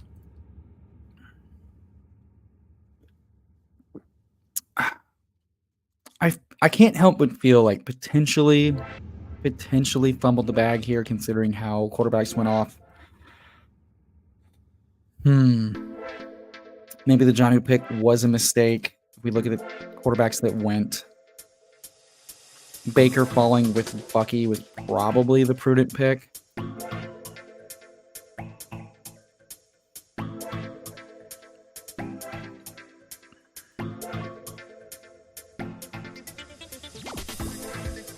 It is the Schnauzer, so we're just going to take Russell Wilson for our 2 quarterbacks. Bet he's just access to get Hurts through his week 5 bye week, and which I think is probably odds-on favorite. And then Hurts just stun runs with Lamb in our start. Wasn't my favorite way to play it. Probably should have remembered. I got tempted by the third tight end in Jonnu with a slight correlation. But for you, fine folk, we're gonna run back another one. Ooh, these are filling fast. The microphone blocked it? Oh no. Oh, I didn't actually know that on purpose. Censorship. We're running the 2-hole back, I guess. With respect. I also like my coffee black. Rob. Sexton Hardcastle 17. Team Stepdad. We have a very bonkable room here. What do we got? Night Warrior, Fantasy Football Goat, Stevens D. My God. Stevens D. Big Toes 52. Team Stepdad.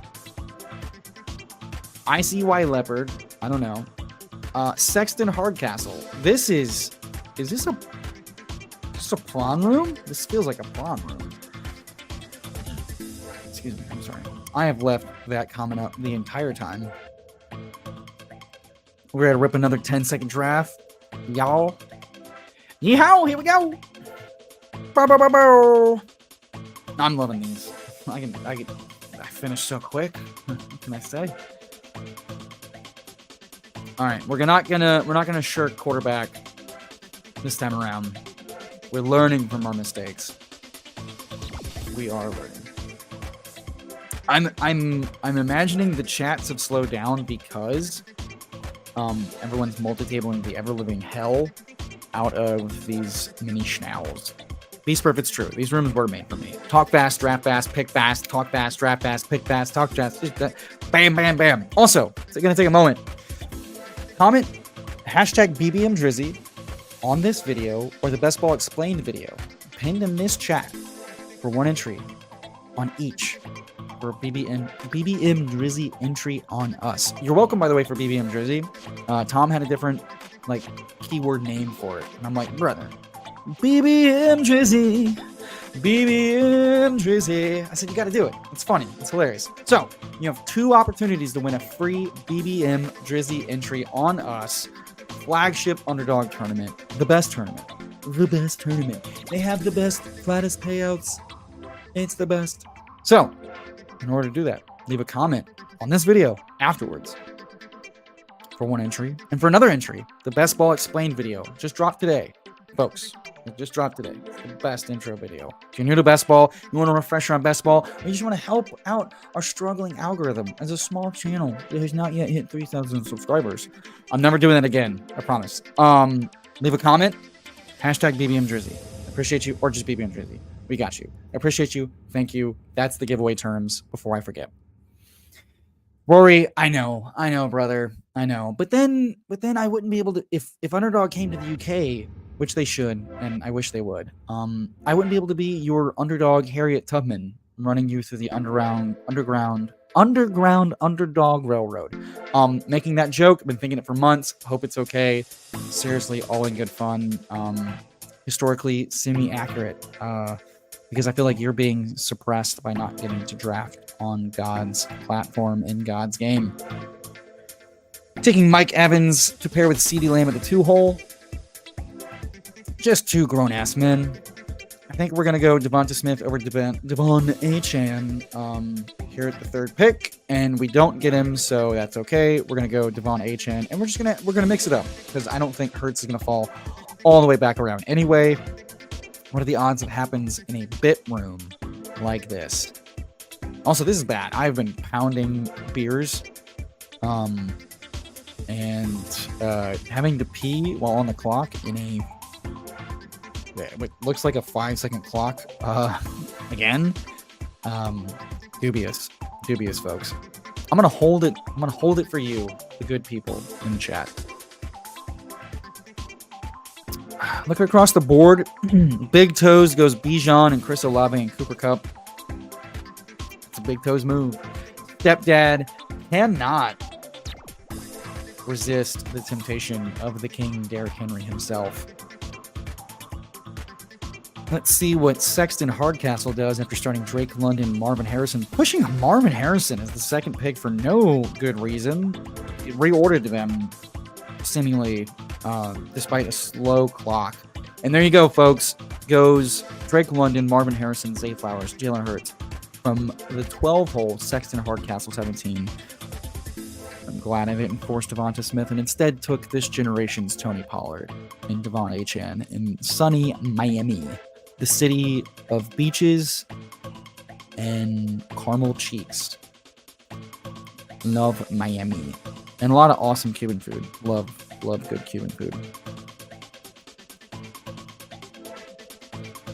We're going to make good on our little mic block. You're welcome. We're just trying to catch the people off guard. A little tease. You got to make it a surprise. All right, coming up, a couple picks. Dallas, Miami, Tampa Bay correlation on tap. We get a following Christian Kirk. We're gonna smash that pick. Y'all, so with these fast clocks, is anyone like galbraining a macro methodology or a way to attack this? Are you trying to go with I'm curious. Is there anything you're like, I'm gonna go in zero running back and just catch any fallers? I'm not gonna push anybody. I'm gonna snap pick. I'm just building stacks that I can pick because it's too fast. And you know what? Now that I'm saying that, I'm asking because I'm thinking out loud. I think in this tournament, kind of like the Superflex, I think people are gonna really struggle building well correlated, well stacked teams. In that last draft, I kind of fumbled a little bit with a clean second quarterback stack. So at that point, I wonder if being disciplined with stacks and correlations is truly the edge in this tournament, considering how many auto picks and stressful panic clicks are going to be given the contest. Beastworth, I don't think that much either. Just asking for a friend. Rory B asking, Tyler, what's your favorite Week 17 game to correlate? Oh, that's a good question. Well, and so that's where it's tough. It's like I correlate based on players I take, obviously, as one should do. But that presupposes I have games I'm targeting. You know what? I don't think I'm targeting games so much after learning my lesson last year that the point of Week 17 and Week 16 and Week 15 correlation is to help diversify your picks, to make your bets more strongly correlated, not to force certain things. And so in that way, you don't want to, because if you target games, then you're fading games. And I think it's okay to do with like early picks, maybe because of like Vegas totals, but like even that stuff is not super sticky because like, you know, that's 4 or 5 months away. But right now it's probably Jacksonville, Tennessee, because that feels like two like fast, high-paced offenses. And that feels ripe for points, especially given the guys going there. I cannot get Brian Thomas. Oh. I don't know why I'm angry Yoda, but I'm angry Yoda right now. Getting absolutely sniped. Oh my god. It's okay. If you know your rooms, you know your players, you can quickly pivot. I got Christian Kirk and Ingram's right there. No panic. Star, draft, boom. Moving along. Yeah, I would say I end up with a lot of Jacksonville, Tennessee. I'm trying to target those high pass rate, potential big bump offenses, and the two teams playing each other that should be, you know, Jacksonville should be playing for like the divisional, you know, crown. They should be playing for the playoffs. Tennessee's playing with a first-year head coach, so I like that game. Obviously, hard to not like the Detroit-San Francisco game. Hard to get pieces of that, but I love stacking that when I can.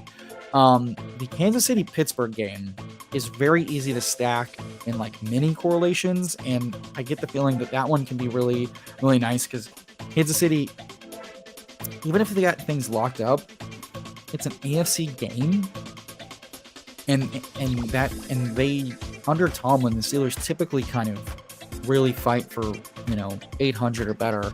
So that could be like a very important playoff game in Week 17 where they have to score points, and very well they could be in catch-up mode, or they could be forcing their hand either way. So I like that game with mini correlations, especially late, kind of easy to tack on because, you know, CEH works for either like cleanup duty or like something happened to Pacheco or like, you know, 2-minute drill dump off stuff. So like I like, you know, quotations for a free pick. So I like the Pittsburgh Kansas City game. I'm not getting out over my skis about it. Philadelphia Dallas. Again, a lot of expensive pieces, but like game stack wise, I mean that game looks like it's gonna define the division. It's gonna define seeding for the playoffs. And those games usually score a lot of points one way or the other, and then garbage time is a thing. And I expect the Dallas defense to regress. So really like that one. Cleveland, Miami, another one where, you know, two offenses that have offensive-minded coaches that know when to like chug up the pass rate and stuff like that. So those are probably the ones I'm enjoying building the most. And then Green Bay, Minnesota is like, I feel like an easy auto click for just like Jalen Warren. For two teams that are going to play each other for division. Green Bay should be pushing for the playoffs, and Minnesota has a high pass rate. So hard to be mad about that. Dak goes. I don't get to stack Lamb with Dak, and so I make a last minute decision innately knowing I have Terry McLaurin, and I stack him up with the easiest wide receiver 1 to QB1 correlation with Jaden Daniels to Terry McLaurin. One of the easiest ways to see advance rate over a season, with 4 to 6% expected advance rate alone, just stacking your quarterback with your wide receiver 1. I mean, I could try logging out. I refuse. I'm doing great. Why would I do that? Yeah, Worthy Warren. Yeah, hard to not. Baltimore Houston is pretty chalky. As someone that watched that playoff game live with all your local people, hard to forget how stubborn the coaching staff was about like play calling and pace, and hard to ignore how poor the pass O-line was all season and then was against Baltimore. And I know that Mike McDaniel left, but like I want to be in on the Houston offense, and I have plenty of both. But I'm not gonna forget that D'Amico Ryans and the OC, whose name is escaping me at the moment, are just kind of stubborn about running on early downs and kind of mucking up late fourth down decision making and clock management, and that takes away from your ability to like score points and stay in games, and that's one thing that has me like a little bit cooled off on that game, because I just wouldn't be surprised if it was like a Lamar control game all over again. You know, but I mean, I'm stacking plenty of it. Cheers to you, Rory, and thank you for joining us. I really appreciate you supporting the channel. It's been fun to get to know all the regulars that were here before I joined. And yeah, James Requion noting that yeah, Dallas plays Tampa in week 15, which is another reason why I think Mike Evans is super fun with going against that offense. All right, we're going to take Trevor Lawrence, since we have him double stacked with Christian Kirk and Evan Ingram. And I think we'll take a running back here. We have Achane and Jalen Warren. Gus has been falling. I'll take Gus here, though, just because he correlates and just to change up the texture of the team, frankly. I don't like that pick. It's hard to say who I like less, Gus and Zeke in a vacuum at that pick, but just trying to change up my own portfolio in a contest like this, I think is fine. Because the Achane thing, he could be like a low valley, high floor player. To someone like Gus that could provide some early season floor is not a bad thing. Yeah, and stacking the Houston-Baltimore thing with double bye weeks is brutal. Last year I had so much Baltimore-Miami, which was, directionally accurate. You lose out on Andrews to the injury. Yeah, much harder to do that with overlapping ones. Another underrated one that I find myself stacking is Indianapolis and the Giants. I mean, you expect the Colts to have a really high rate of plays, and I'm so in on AR, and I can easily see Slayton and Neighbors and Singletary just being pass catching ways to get there. Maybe Tyrone Tracy. So that's another one's kind of I end up building a lot. Oh, and I'd be remiss to say the Rams and Arizona, just because I'm so in on Puka. I'm so in on Kyler and McBride. I like Connor at ADP, so I have a lot of that one too. But again, expensive stacks somewhat early for bringbacks and wide receiver ones. Yeah, so Benny's saying that the Rams cards most explosion potential. I mean, potentially. The Rams kind of have the Cardinals number from a rushing standpoint, though, so it's one thing I want to keep in mind when attacking the game, to not only attack it from the passing offenses. I'm going to take Lloyd here because I love Lloyd. And if I only want to do 5 running backs, he makes a lot of sense in this build. I was really hoping Herbert would come back around, but he goes to the Josh Palmer drafter, and that's fine. I'm going to take Chandler over Kendre here because I don't have any correlation in Kendre running behind Jamal Williams early in camp. I don't love that for a player that's kind of struggled. And I like Chandler's standalone value and contingent value a little bit more in that coaching staff. I won't be surprised if Kendre just, stays healthy and runs better in a Shanny system. That said, it sounds like from Nick Underhill that the camp he has this year is very important for both what he does this year and what they do with Kamara's contract situation. So I'm not loading up on there. Maybe him behind ADP a little bit was the move, but I like Chandler and Lloyd more in a vacuum, I think. And then I think we're done. I'd be fine done with those running backs there. Maybe we add another if we don't go 3 quarterbacks, which is TBD.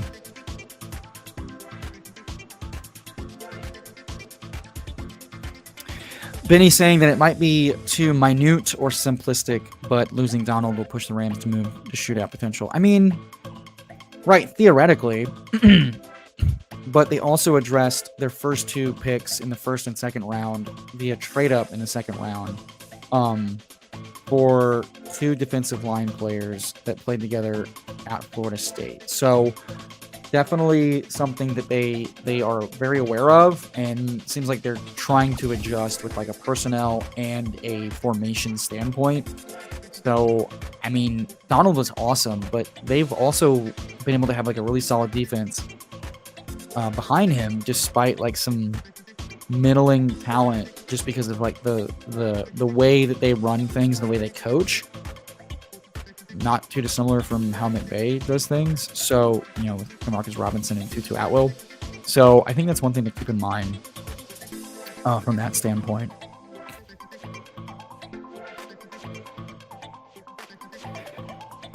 Baker Mayfield goes. That's a bummer. I'm going to get Cade Otton here to stack up with Mike Evans.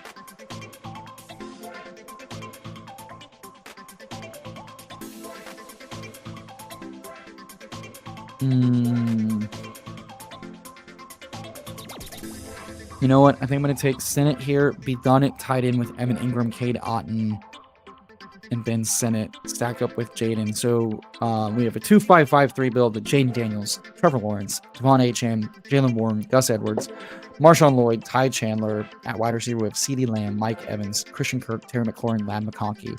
Kind of went like, you know, 5 nearly straight there. And I'm done at tight end. I think I'm done at quarterback. I think I'm done at wide receiver, done at running back. I'll keep the door open. But I think this is where we kind of just hammer out wide receiver here. And I'm comfortable with that. And I'm going to queue up some folks before I go back to the draft so I don't forget. How's the music? Is the music annoying? Is it good? Is it value added? Here to service you. All right. Get the queue set up. Now let's just see the board. Yeah. No, I'm not saying losing Donald is not a bad thing, but when they knew he was going to retire, they were already planning on changing adjustments in personnel and formations. They then got their like 2 of their top 5 desired players. They feel really good about those 2 playing together on the line, and they're already deciding how to, you know, so like they're very much planning ahead for the adjustments making. I'd be more concerned if they like weren't thinking about it at all, right? And they are. That's at the forefront of their mind. So I think defensive regression in general just happens because of health and just because of personnel not working. And I think that's the case for any NFL team. Because Donald brought a lot of pressure, but he himself didn't keep teams from like scoring at will when the Rams, you know, put up 30 points in 3 quarters either.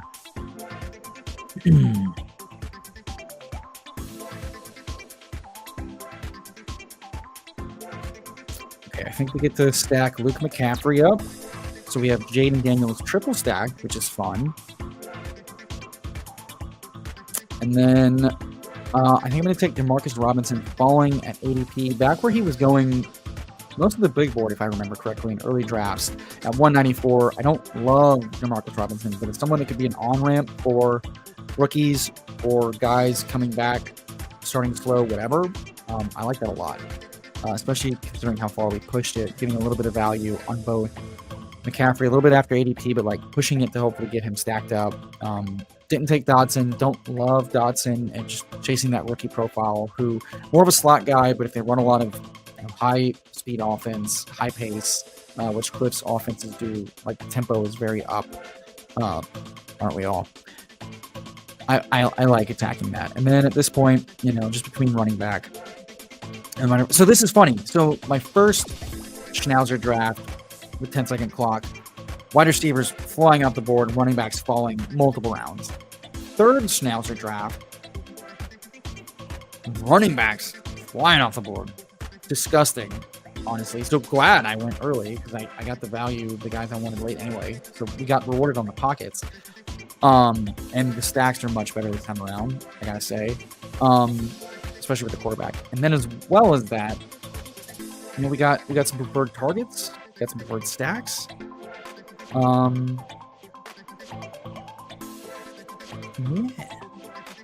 Holla shit Productions. Welcome. That's right. Thank you for reminding me that if you're watching this live, we just did the live giveaway in chat for BBM Jersey, but if you comment after the video on this video, you get an entry to the BBM Drizzy on your comment. The pinned video of Intro to Best Ball tips. You leave a comment on that, BBM Drizzy. You're entered in for another BBM entry. Cash in your pocket to draft a BBM. Or several schnauzers. Your choice. We don't judge. I personally would free roll into a BBM with $1.5 million up top. But I understand if you're chasing, I have no idea what the price structure for this even is. $10,000 for first. Not going to judge. We don't shame the size of the prize you're chasing, brother. We just don't. We don't do that. Looking for last minute correlations, and I think we're gonna go Tyler Boyd to do a little bring back on Trevor Lawrence in our Jacksonville stuff. I don't love it, but again, another vet on ramp, high pace offense, 18th round. There's worse. Yeah, Tyler W. also welcome. I think this might be your first time chatting in this stream that I've seen, but noting that schnauzers are great for the gladiator program. That is true. The gladiator program. Let's see if I can pull it up. They have brought back their gladiator program for drafts for rakeback. So. Swap screen. Wrong button. There we go. So what he's mentioning here is for best ball drafts completed. So this next batch is between retroactively between April 29th and will run to September 5th. Qualify for this gladiator program rakeback. So this is not percent of entry fees. This is percent of rake of the entry fees. But yeah, these small dollar, high volume contests can be a great way to qualify for rakeback.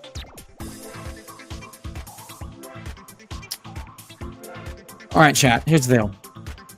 We just ripped 2 fast mini schnauzes. My next stream draft is in an hour. Do you want more? You want less? I understand. It's been a busy day. Happy hour. I've got a beer to finish. If we want to rip another 10-second clock, what are we feeling? I'm here to listen to the people. What do we want? Are we good? Are we done? Have you had enough of me talking quickly and just vamping? You tell me. As your presidential candidate, I am here to serve the people and do as the people, my dear constituents, want. I'll rip another draft if we want. And if we're all satisfied, well then, yeah. Okay. All right. Tyler W., great idea. From one Tyler to another. Let's see if we can't get in the same draft. So I'm going to count it down. I think there's about a 12-second delay. So 10, 9, 8, go. Waiting for 6 people. All right, it didn't snap fill, so I'm not going to leave. I see it filling up quick, so I think y'all are good to go. All right, I think y'all are in. I think I did that right. Let's see what we did.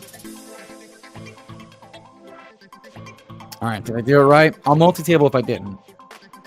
I see Tyler in here, so I'm going to take that as a win. We'll be drafting with Tilted Bob. Sit Down, Don't Fumble. Real Mike Bradley? Dum Dum Sports. Our good friend Ty Wilder. Gamble Grady. Fantastic. We're going to just be battling it out. Tyler's on the turn. It's a great band name. 2 Tylers, back to back, versus the world. Come and get some. Also want to take a moment as we wait for this fast 10-second clock, feels like 5-second clock, mini schnauzer to ramp off. Thank you so much for joining us. Thank you so much for liking and subscribing to the channel that you definitely did. You liked the video. You subscribed. You're going to leave a comment on this video afterwards with BBM Drizzy being your comment. You're going to get entered into a $25 giveaway for a free Best Ball Mania entry or 8.3 schnauzers, mini schnauzers. And then you're gonna go click that Best Ball Tips video that's pinned in this video description. You're gonna get another free entry into our giveaway for another free Best Ball Mania Drizzy. And I'm going to thank you. I'm going to tell you that's the best EV you've chased all happy hour. Love me some Puka, AJ Brown. I'm fine with Garrett. I understand the thesis.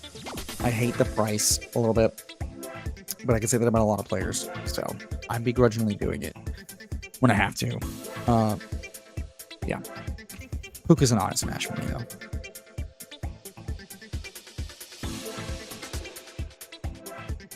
Johnny Footballs, what up, what up? Joining us. Appreciate you. Looks like we're doing Marv and G. Willacus. I'm really hoping for like a falling player here, but not likely with the fast clock, huh? Tyler Wilder goes Gibbs, Debo Samuel. I like that a lot in these time box contests. I like that a lot. I like it a lot.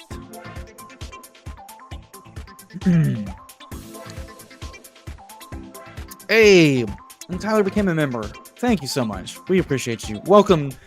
Allow me, an American, to welcome you, a fellow American, I assume. I just assumed your nationality, so forgive me. Another American to the Fantasy Football Sanctuary channel. Hit up Tom on Twitter, Tom Strachan, if you need any help getting into the Discord with all the premium good stuff, premium DFS, premium redraft, premium best ball content, all that good stuff. Also, I think like the audio to these are, I think they're linked in the YouTube, but I think they're also posted in the Discord. And some fun perks for memberships, as well as dynasty rankings, best ball rankings, and roster check-ins, all that good stuff, all for the low price of less than a Big Mac, even amidst all this inflation. This is true. America kicking it off. Let's highlight some chats because I have no chains on me. Rory noting the Discord does slaps. It's hard to keep up with for me being in so many Discords, but I try to pop in and it's a damn good time. Between the rankings and the player jokes and the insight and the rankings talking, and then the occasional Tom getting triggered by a square meat and us all roasting him about square-shaped foods and meats. So very, very fun. Very fun. And maybe every once in a while I search my name on there to make sure I'm not being slandered. And if I am, definitely getting to enjoy in the slander. This is fine. Welcome, welcome. Welcome to the happy hour. Ooh, expected Laporta to get snap picked here. I'm going to take Josh Allen and I'm going to take Cooper. So I'm going to have the Garrett Wilson bring back to Allen, and I'm going to reach for my preferred wide receiver in Amari Cooper. And I have Josh Allen, Marvin Harrison, Garrett Wilson, and Amari Cooper out of the 12 hole in this fast schnauz. And Ty Wilder probably snap picks. He doesn't snap pick Laporta. Laporta falls past pick 39. Laporta finally goes to Gamble Grady from the 9 hole, who starts out Puka, Nakua, Chris Olave, Tank Dell, and the Sam Laporta. Dude, if the clocks were faster, I really could like talk stupidly fast like an auctioneer. James Recchion. Also, am I saying that right? Is it Recchion? Tell me how to pronounce it phonetically, and I will do my best to do that. Asks if I'm making any appearances on any streams this weekend or next week. Great question. Yes, in less than an hour at 5:15 Central, 6:15 Eastern, I will be on FanSpeak with Megan to draft a best ball happy hour BBM. I believe Neil Orfield is drafting with her right now. Yeah, I think they just started drafting, or maybe they draft. Yes, they just started drafting 10 minutes ago. Doing the time. Sorry, time zones. So I'll be on FanSpeak Network YouTube channel. I tweeted it out.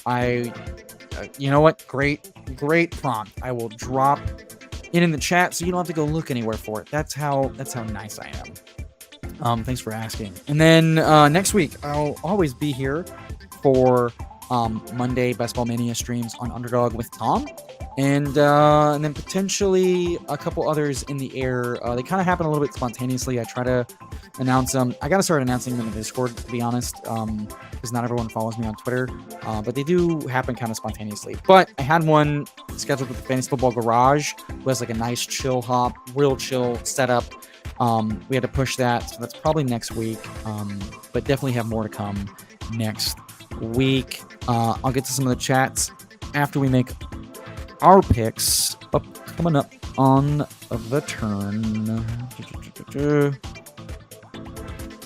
We're gonna snap pick Xavier Worthy, and then we're gonna mix in and it's the time box contest. I want to get a little bit of DeAndre Hopkins, who I believe should be going right around Ridley, but isn't, and instead Ridley goes confidently at 56, while DeAndre Hopkins goes at pick 69. Very nice. So I'm gonna reach for him and get a little bit of a unique pairing here, but someone I believe should belong here. And then just look at this room. It's just like a good old fashioned MILFs and not MILFs. With Amari Cooper and DeAndre Hopkins, the olds, bringing along the youthful ones, those supple rookies, and Marvin Harrison and Garrett Wilson and Xavier Worthy, all stacked up with Josh Allen. And in honor of 69, I found out that this is the 69th day before the start of the season. Very nice Friday, very nice. And I'm only doing 69 BBMs, famously, for the brand. And also, I don't need to max in order to realize you don't increase your EV by maxing the tournament. So yeah. This is the road to 69 on the 69th day before the start of the season. And this is the quad box to 69 days till the NFL season starts and my 69th Best Ball Mania, chasing $1.5 million. That's my best announcer voice. This is fine mentioning that I may have promised shaving on stream live today, my beard down to a handlebar mustache if we got to 100 likes. We are just shy of that by about 32 likes. So up to y'all. Tom, nipples? What are you talking about? What are you talking about over there? I've never been. I don't even have nipples. I have 3 nipples actually. I have a 3rd nipple. I found out 2 years ago at a pool party. So that's fun. Reshawn, is that it? Okay. Got it. Okay, James Reshawn. Got it. How many BBMs am I at? Great question. I will. I think I was at. It looked like it was 27 when we wrapped up with Pete. I'll double check that once we get off this pick, considering I don't have that much time. None of us have that much time. We're all running out of time, brother. Correlation.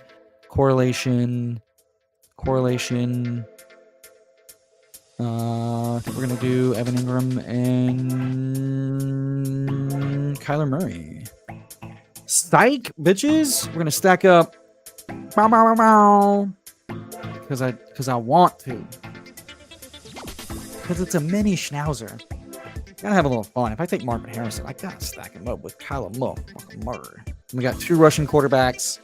And now we're done with quarterback. Fun team. I have yet to actually build a Josh Allen, Kyler Murray team, and why not? If we're gonna push running back, we may as well just absolutely giga shit the other positions. Am I right? That is true, Tom. 3rd Nipple was a great film. Many have forgotten. Yeah, I mean, I've seen Samuel fall enough to like the back end, all the way back around, and I'm not like super motivated. I'm not super motivated to take him because here's the thing. Kincaid goes way out of reach. Almost comes back. So yeah, doing the Josh Allen, Garrett Wilson at the turn, it's pretty hard to get that well correlated and well stacked. So whoever pulls that off is going to be good.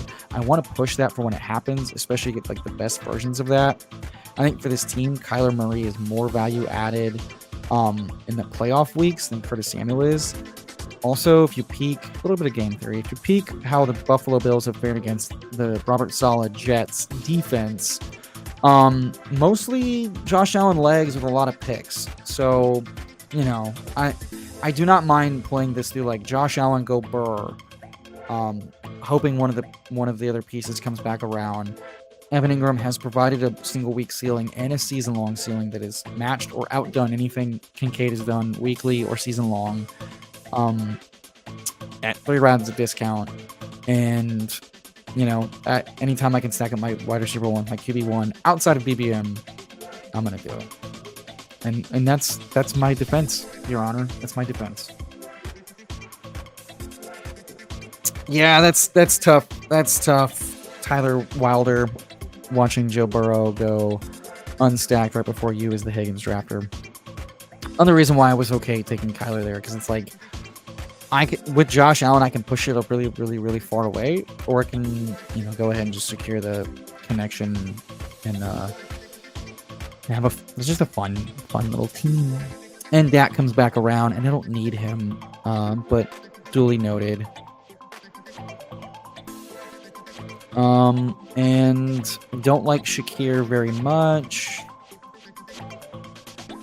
so I won't draft him, motherfucker. I think Jacoby Myers is a better pick, and we'll see if Shakir doesn't come back around. Shakir, your hips do lie. You seem like a trap pick at ADP. Don't love it. Don't love it at all. Like, his thing is they signed Curtis Samuel to like a really good deal, and he's a Joe Brady favorite. They draft Keon Coleman. They're gonna feed Kincaid, so you gotta wonder, like, Shakir's upside is the 3rd or 4th target, and James Cook sees a pretty good target share in that team. So like Shakir's upside is maybe like the 3rd or 4th target in that offense, and you're hoping he's like really efficient with that. The pass rate under Brady though is pretty low, and they say they don't want to be like that, but they have a defensive head coach that like wants to try to protect and salvage his defense, and I don't know, man. I don't know. I won't be surprised if it's MVS running more routes because of the deep clear out stuff in order to free up Kincaid and Samuel running this like a low A.dot BS. So I don't mind naked Josh Allen. It's like that's worked in a single game before. It's fine. Yeah, exactly. This is fine saying Keon Coleman gonna be great in points per meme leagues. I mean, the dude's got great charisma and some awesome one-liners. I gotta tell you, he'd be a phenomenal TV character. SNL would be fantastic. Does not mean he's gonna be very good at the NFL level. It worked out for Sky Moore, high draft capital, great quarterback. Doesn't mean the player's good. Doesn't mean he's going to do shit. Especially when the system is built around other players and he's ancillary and they're just hoping he pays off. Running back feels prudent. You don't have any correlation there, but I think Charbonnet is a great pick at ADP. Same with Dallas. With Rico over there, damn mountains battle. Just attacking high upside picks at ADP with very nice outs in pretty tantalizing backfields.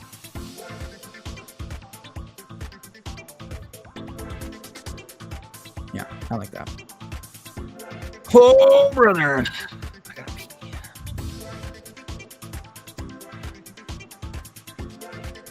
How is this draft lasting so long? I really thought I could hold it till the end of this draft, but somehow these 5-second clocks feel so long. Distract me with comments, guys. Come on, talk to me. That's why I do this. Someone talks to me. I'm scrolling Twitter right now while I draft a fast schnauzer and I wait for someone to comment. That's David Sicko mode. And guess what? I am way more David Sicko mode than I'm not. Also, if you haven't watched Pete's Deposit Kingdom video with Liam, pre-recording a live drafted team where they talk through like macro strategy and then the House of Cards video, very fun watch. So if you haven't checked that out, go check that out. Very awesome stuff on the Deposit Kingdom. You probably know that, but maybe you don't. Maybe you missed it. A lot of content, hard to keep up. I'm here to tell you it was awesome. Highly recommend. Very fun.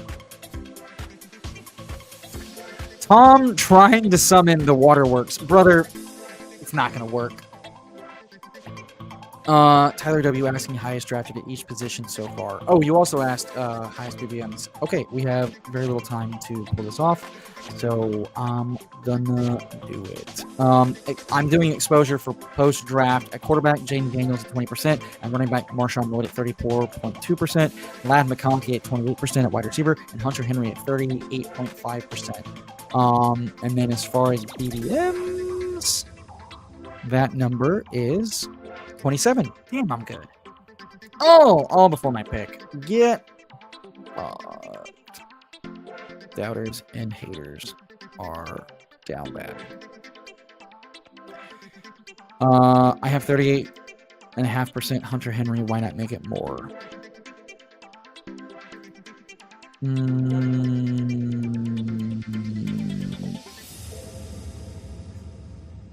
I don't have a lot of Malachi Corley. Maybe they're dog walking them so bad that both Wilson and Corley get there.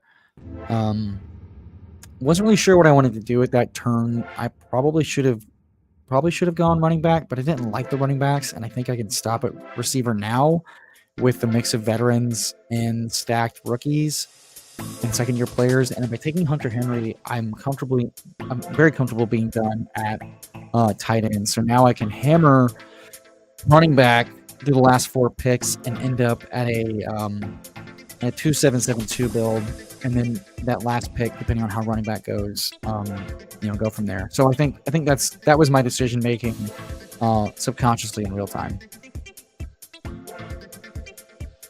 This is fine. Asking who the best 18th round pick now, and why is it Dawson Knox? Are you saying in a vacuum or for this team?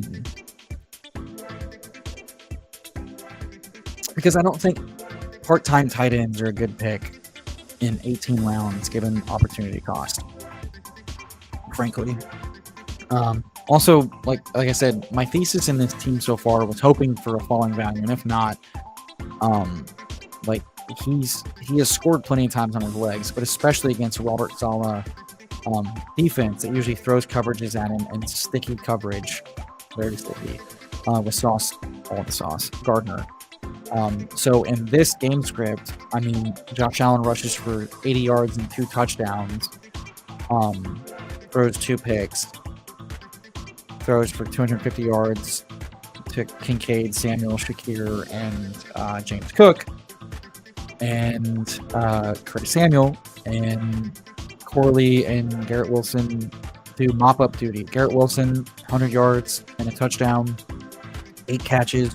Corley gets a garbage time dump-off drive for 80 yards and a touchdown. That's not crazy. We've seen it happen from the Jets before. Almost got distracted and almost missed out on some time. Okay, we're going to correlate Khalil Herbert and Clyde Edwards-Helaire with Xavier Worthy and Charbonnet, 2 of my preferred running back clicks. And right now, we have a 2-5-7-2 build. In our 10-second clock, Mini Schnauzer 3, Josh Allen, Kyler Murray at quarterback. Just 2 alphas with rushing upside and passing upside. Devin Singletary, Zach Charbonnet, Rico Dowdle, Khalil Herbert, and CEH at running back. It's gross, ladies and gentlemen. It's very gross, but maybe it works. Marvin Harrison, Garrett Wilson, Amari Cooper, Xavier Worthy, DeAndre Hopkins, Jacoby Myers, and Malachi. The next Debo Corley at receiver. Evan Ingram and Hunter Henry at tight end.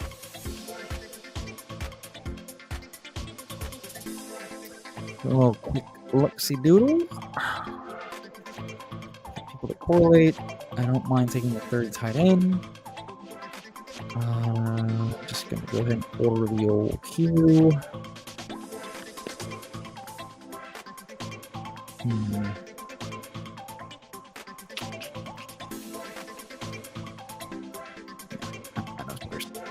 Back to the board. Bum-ba-da-bum.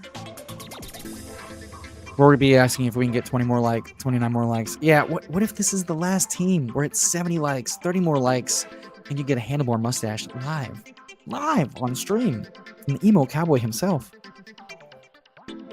We have someone from the 11 hole, poor other Tyler, hating his team, started Jameer Gibbs, Debo Samuel, Zay Flowers, T. Higgins, George Kittle, Rashee Rice, so nice. Najee Harris, Jonathan Brooks, looking nice. Brock Purdy, then takes Dobbs, then takes Firemouth, then takes Rizzy P, then takes Pop Douglas, then takes Wandale Robinson. Big fan of the Short Kings, Tyrone Tracy, and Drake May. I've seen worse teams. I've seen better teams. You have 2 rounds to make it work. I believe in you. I think we are all done at tight end. I think it's going to be running back to finish this off. As Tom is noting, folks, these BBM Drizzy comments are for after the live stream. Leave them after the live stream so that we can pull them for our precious algorithm. Because every like, every comment, during and after helps these small streamers in need. So we end up finishing with a 2772 build in this fast mini schnauzer with a Josh Allen, Kyler Murray, Devin Singletary, Zach Charbonnet, Rico Dowdle, Khalil Herbert, Clyde Edwards, Elaire, DeOnta Foreman, Will Shipley. At running back, wide receiver Marvin Harrison, Garrett Wilson, Amari Cooper, Xavier Worthy, Nuke Hopkins, Jacoby this year's Jacoby Myers, Malachi this year's Debo Samuel Corley, and at tight end, Evan Ingram and Hunter Henry. We wait on Tilted Bob with bated breath to finish his pick. I think I'm gonna rip one more, but I have to wide receiver avalanche if he can catch my piss draft. Tom feverishly signing up for 20 more YouTube accounts to be able to see the handlebar mustache live shaving. All right, folks, I'll be right back. Also, I will say we're about to stack up our third can. I keep my promises. This is a razor. Like it's ready to go. I'll be right back, and then we can all friends and family devour each other in the 10-second clock mini Schnauzer 3. Un momento, por favor, chat. Be right back.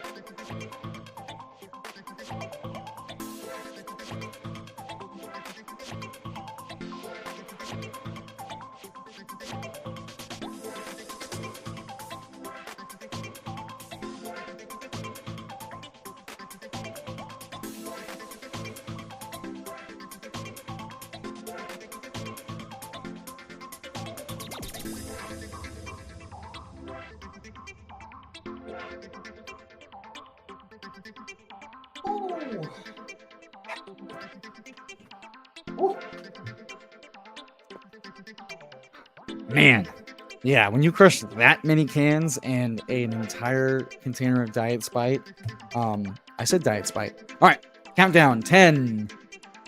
I'm just kidding. I'm gonna let you get ready. Everybody ready? Everybody back? Everybody back? Okay, I'm back. 10, 9, 8, 7, 6, 5, 4, 3, 2, 1, 2. I think we all make it in time. Waiting for 2. You're either really on it or these are just filling stupidly fast. Perhaps both.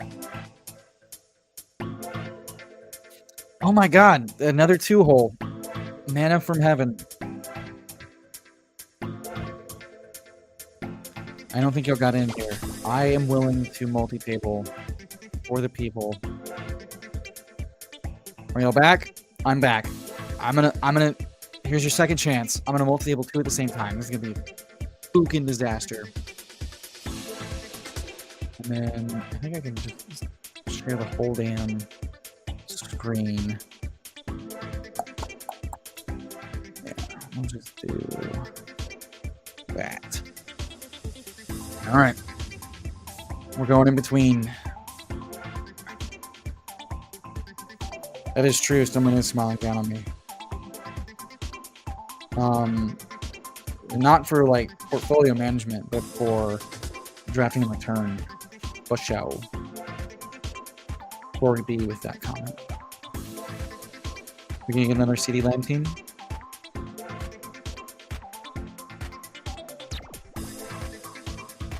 Okay, so these 10-second clocks. Oh, we get a CMC from the 2-hole. Nice. Okay, cool. A little bit of change up.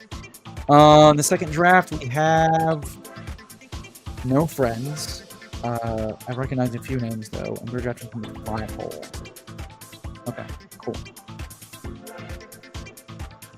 Bijan. That's what I want. All right. Can y'all see the tower? Oh, y'all can't see the tower. Hold on. I'm stacking it. Stacking, bro. Oh, motherfucker, stack that bitch. We're stacking up.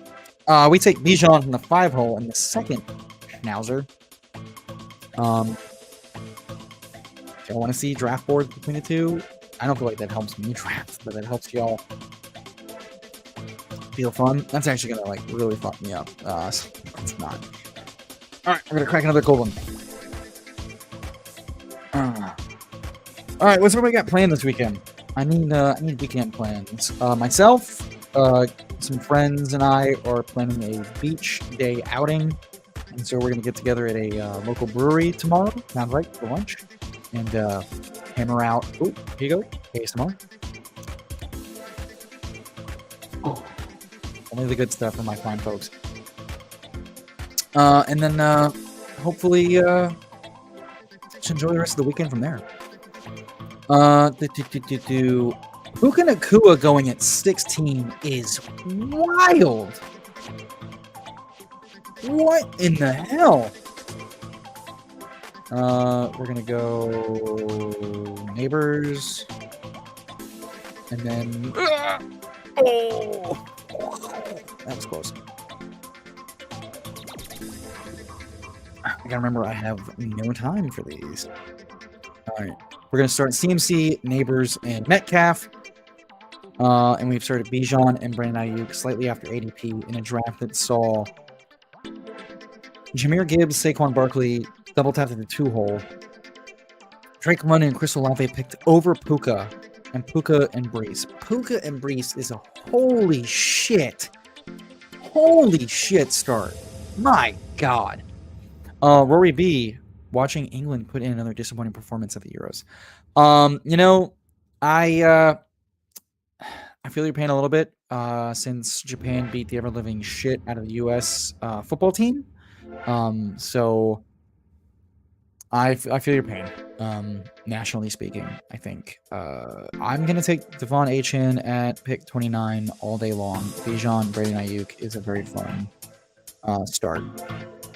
All right, so we got two teams going simultaneously. Christian McCaffrey, Malik Neighbors, DBK Metcalf. From the 2-hole and from the 5-hole, Bijan Robinson, Devon Achane, and Brandon Ayuk. I could go back in time. Oh, AJ Brown goes at the 6-hole. So, like, I'm just in a weird room doing weird things, and everybody else is doing weird things, and it pushed value down. And it's time to take Tanner Hudson and get this draft thrown out because I didn't get it. Charlie, good friend of the program and of many programs, dear online friend of mine, Line of Scrimmage on Underdog, saying he's driving but listening to the sweet sounds of your voice. Charlie, I'm sorry. I have a speech impediment and my voice sucks ass. But I appreciate you. I'll tune you in on the two 10-second schnauzers I got going on here. One 2-hole, Christian McCaffrey, Malik Neighbors, DK Metcalf, and the other one started Bijan Robinson, Devon Achane, and Brandon Ayuk. I don't have to talk as fast as I'm drafting, but I am talking as fast as I'm drafting because why not? Jalen Hurts, Lamar falling. Jalen Hurts goes. I'm going to go Terry McLaurin with the CMC team, set up a little bit of Jaden Daniels action. Yeah, this is fine saying what we're all thinking, which is once you see a team get Brees Puka, you just quit. Now, I will be checking on to see if that team dumps the baby with the bathwater, though. I'll take a following naked Lamar so far with DMC, Terry McLaurin, and family. I will take a little bit of George Pickens, 4 picks after ADP. To pair with my Bijan, Devon, H-Han, Brandon Ayuk team. For the stream, folks, a little wonky. Looks like the clocks are displaying 5 seconds. Whether or not that's true is another thing entirely. Not sure, but it's adding to the stress along with the fast music. So we have 2 teams going right now from the mini Schnauzer 10-second clock, 1-1-3 build out of the 2-hole. Lamar Jackson at pick 50. Awoo. Christian McCaffrey at 2. Awoo. Malik Neighbors, DK Metcalf, Terry McLaurin for the first team. For the second team, for a reason I don't understand, I put up the draft board because I'm a good little boy that follows the rules. Bijan Robinson, Devon Achane at pick 29. Awoo. Brandon Ayuk and George Pickens, both 3 and 4 picks after ADP. Awoo. Oh, so fun. Awoo. I swear to God, I'm going to stop doing that. This is stream of consciousness. This is what you're getting when I'm trying to vamp, fill time, and talk about myself. We were stacking up, correlating that bitch. Bijan, all the mustard Robinson with Terry. Ooh, so nice and tasty McLaurin. Because we're setting up the baby games. Let's check in on the Brees Puka team. Brees Puka Pittman T. At least they're drafting players I don't like. That makes me happy. Steph, thanks for joining. She says, "Hey fam, hey fam, how you doing? How's your week been? What you got going on this weekend?" I need to know. I want to know. Rory B also noting that pretty sure Panama beat America in soccer too. Thank you for rubbing the salt in those delightful wounds. We're on the clock. Brian Thomas, come on down, brother. And then if I get George Kittle, that'd be fantastic. Oh. I don't want David Montgomery. I want Christian Watson. The Brees Puka team then takes slight value Jaden Reed. Okay, what do you do with this pick? Oh, on the clock. Oh, it's fine. It's David Montgomery. I'm not gonna be mad about it. This is fine, noting that we are 24 likes away from me shaving my beard live on stream down to a handlebar mustache, as I tentatively promised via the contractual obligations of Twitter. He really, really, really wants to see it. We will take DeAndre Hopkins at ADP. 5-second clocks. Who needs 10? Who needs 15? Dude, getting back into a BBM is going to feel like an eternity after smashing 5 mini schnauzers. Steph asking, yes. So on Twitter, that thing, you are not on enough because you are a well-adjusted, mentally sound individual compared to my sick self. I thought, hey, it's fun. We'll have Pete on. We're going to draw all these viewers. All of his people are going to come in, and you know what? Let's just boost the ever-living hell out of the algorithm. And if we get 100 likes, which really helps the channel, which, you know, I'm a part of and working very hard for, I will shave my beard down. We get Rashee Rice at pick 77. We have Bijan Robinson, Devon Achane, Brandon Ayuk, George Pickens, Terry McLaurin, DeAndre Hopkins, and Rashee Rice for team number 2. For team number 1, we have Lamar Jackson, Christian McCaffrey, David Montgomery, Malik Neighbors, DK Metcalf, Terry McLaurin, Brian Thomas. That's for Charlie Montgomery. I will shave my beard down to a handlebar mustache if we hit 100 likes on this YouTube stream. I didn't tell my wife. She loved the last time I got drunk at a party and shaved my mustache down to, I mean, he said Tom Selleck, but let me look you dead in the eyes and tell you that it did not look like Tom Selleck. It looked like another white nationalist icon of American history, world history, one could say. Not great, Bob. We're going to take a slight discount on Curtis Samuel at the 2-hole to pair up with Lamar, CMC, David Montgomery. And then I think we will take James Conner for a nice little robust CMC, David Montgomery, James Conner running back room. That seems fun. Let's see. Johnny Football says, I have a belly button, and Steph asks, where is Pete? Pete was on for the first draft about 50 minutes ago. So rewind the tape. please and thank you. And you'll see Pete draft with us a very fun 3 quarterback, 5 running back, 7 running back, 2 tight end build. I believe that is correct. We drafted Burrow, Higgins, Herbert, Palmer, Bo Nix, Troy Franklin, George Kittle, Chigakonkwo, Jahmyr Gibbs. That's pretty damn good, guys. I'm remembering 4 teams ago. How many likes to shave my head? Yeah. Tell you what, I wouldn't accept shaving my head for $500 super chat. So that'll tell you that. I got sniped on Jane Daniels. You fucking cocksucker. God damn it. We will panic click Rashid Shaheed at 101. Oh, any Windex. Drink Windex, you fucking bitch. God damn it. Do you have an unstacked? There was no reason. I'm pissed, dude. That ruins a delightful Bijan Terry McLaurin team. I am so livid. I have one thing. I have nice hair. That's shaving that. Are you fucking insane? Dude, I think you could hand me $1,000 cash and say shave it, and I'd probably tell you fuck yourself. No joke. Not into it at all. I think I'm just gonna be done at quarterback with Trevor Lawrence, Lamar Jackson, with a little bit of Brian Thomas. Knowing I have to back stack.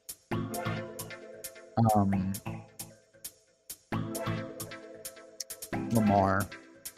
And I'm just going to kind of build out running back to be done early, knowing I like to build out the running backs later in this build. So the first mini schnauzer we have going is a 2-5-4-0 with Lamar Jackson, Trevor Lawrence, Christian McCaffrey, David Montgomery, James Carr, Jerome Ford, Malik Neighbors, DK Metcalf, Terry McLaurin, Brian Thomas, Curtis Samuel. And then we will just hammer the ever-living daylight out of wide receiver and tight end. Our second team coming up is a 0-3-6-0 build. Bijan Robinson, Devon Achane, Jalen Warren, Brandon Ayuk, George Pickens, Terry McLaurin, fuck you, Snipey McSniperson, DeAndre Hopkins, Rashid Rice, Rashid Shaheed. I think I'm going to build out a little double stack for the Titans and check on the chat. Tom, very kind, very profusive with the compliments, and I'm fine being unfollowed because as much as I like attention, I like quality attention. There's a lot of dumb people out there, so what are you gonna do? Steph calling me a racist for some reason. Not sure. Chandler, dude, I mean, I can tell with the best of them. Star Kindler, my buddy Ian. I've been wondering where my friends Charlie and Ian and Steph have been. No, they're coming in late because they have normal jobs and they can't tune in like I can. I work my ass off and I just dedicated my little half day of work to streaming, so I'm working all day. But I'm enjoying this. What is the stance? I'm over here like a little spicy milk. Let's see. Dude, I don't know what I want to do here. I'll take the Dallas Goedert falling value at tight end. I need to check in on this room because this is all over the damn place. I guess I'm taking Levis and a Pittsburgh quarterback. We add Jalen Polk to our little Lamar Trevor Lawrence CMC team. And from there,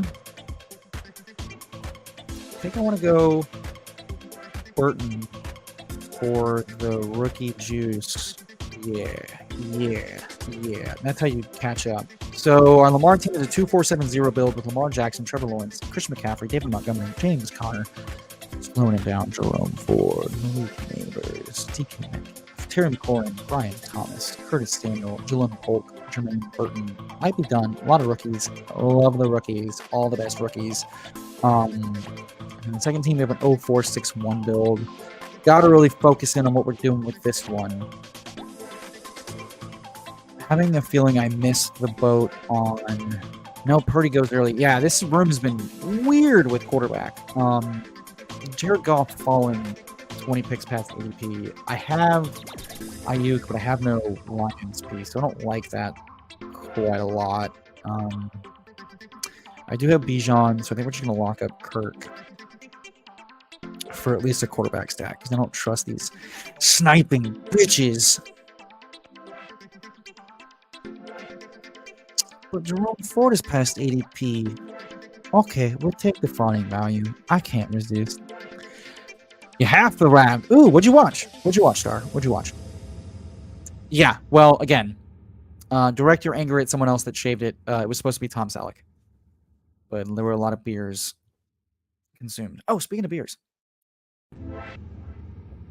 Let's get a little parched. Did I miss a pick? I did not miss a pick. Okay.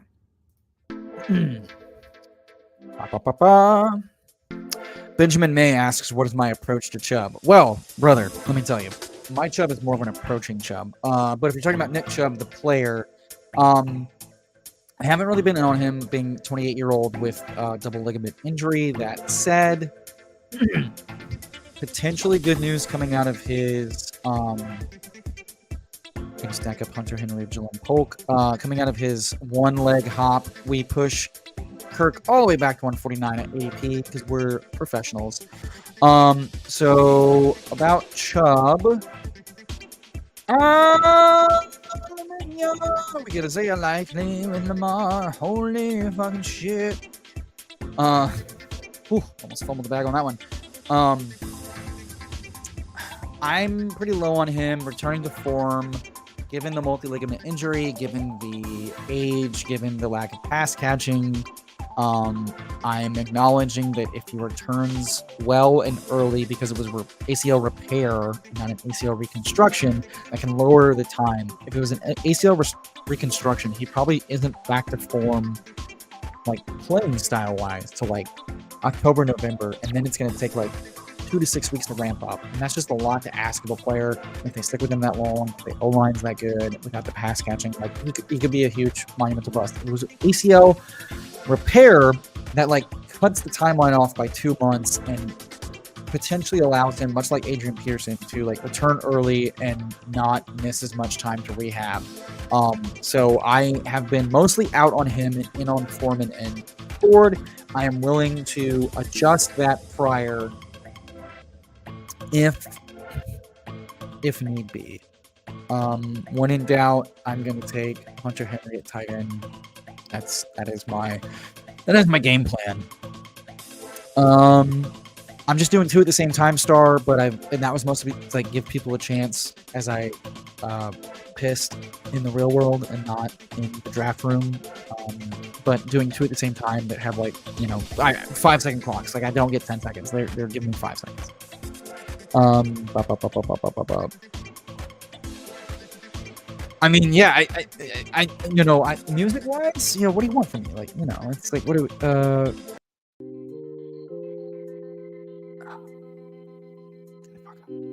no, I like Herbert here with the Metcalf. See, this is so slow. I don't like this at all. We're gonna take Chig as our 3rd tight end to correlate with a 2.573. Oh, I'm on the clock. Oh, sick. I have a naked Geno. Fuck. Oh.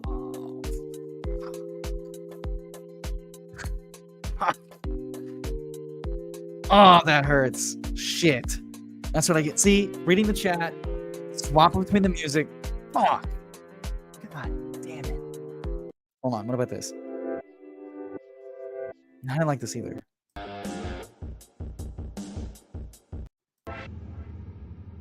Yeah, I guess we're... What is this? God,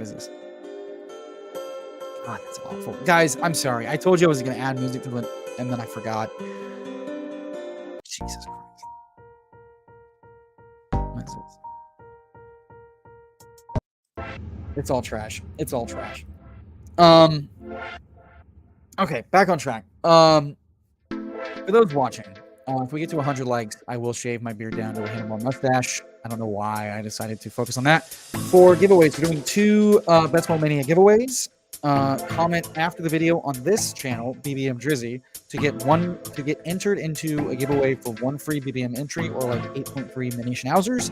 And then the linked video, Best Ball explained video linked in this video, Are we going to recover with? We're recovering with Will Levis at quarterback. Hype. Fucking hell. If you comment BBM Jersey on the linked video, you get entered into that as well for a giveaway for a free BBM entry or 8.3 mini Schnauzers. What you do with your entry is between you and God. All right, we snap pick on the clock Devontae Walker as our last pick for a 2-5-8-3 build to stack with Lamar, double stack with Isaiah Likely and Devontae Walker. That works out very well. And we're going to double stack Levis with Boyd and DeAndre Hopkins because we had literally 2 seconds to think about it.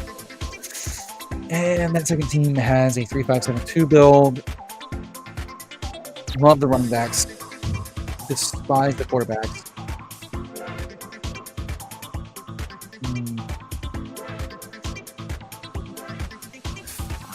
Who was the Seattle wide receiver? It's probably Jake Butler, isn't it?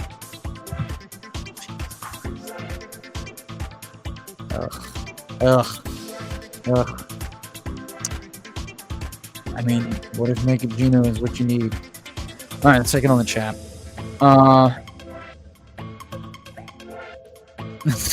Yeah, that music is pretty. 20 likes from a Shade's face. You guys are sick.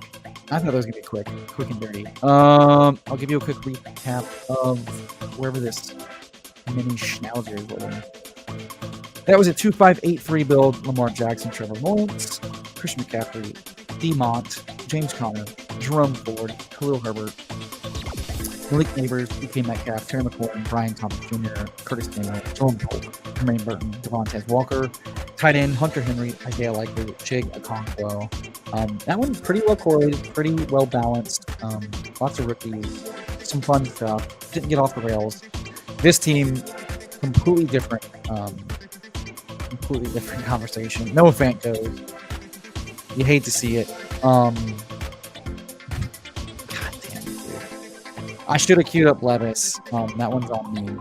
So we're just gonna take Slayton as a prayer unto the fantasy gods for just fucking that one up, because we were planning on doing a little Justin Fields or Russ Wilson. Justin Fields goes 2 rounds ahead at ADP, 1 round at ADP, so I would have still been searching the desert for a third quarterback.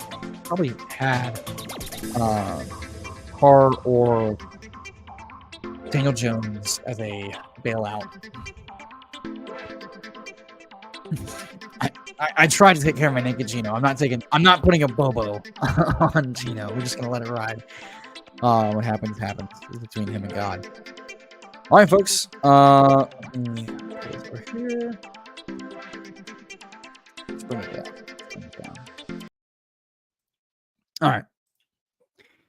Whoa. Stop sharing. It's too much of me. Okay. In approximately 7 minutes, I'm joining Megan on Fanspeak to draft a Best Ball Mania entry for Fanspeak's Best Ball Happy Hour. So join us over there. Neil just wrapped up, I believe. Neil Orfield just wrapped up with them. So I'm jumping over there, draft a Best Ball Mania. I hope you enjoyed these 5 mini Schnauzers, 2 at the same time, 10-second clocks, 5-second clock. We were blasting off, absolutely blasting off. Hope you enjoyed the Pete Best Ball Mania stream. Thank you to everyone for joining and watching live, commenting. Really appreciate you. Just a last minute reminder that if you want a free entry into Best Ball Mania, we're doing 2 additional giveaways. We did one live during the Pete stream in chat. For these 2, after the stream ends, I'm going to click end stream. Comment BBM Drizzy. You're welcome. Super fun. BBM Drizzy on this video. And we're going to randomize a giveaway for tomorrow, I believe. Probably like end of tomorrow. We'll take all the comments. So get your comments in right after this stream. Please hit the like button. You almost got a handlebar mustache. Maybe next time, bitches.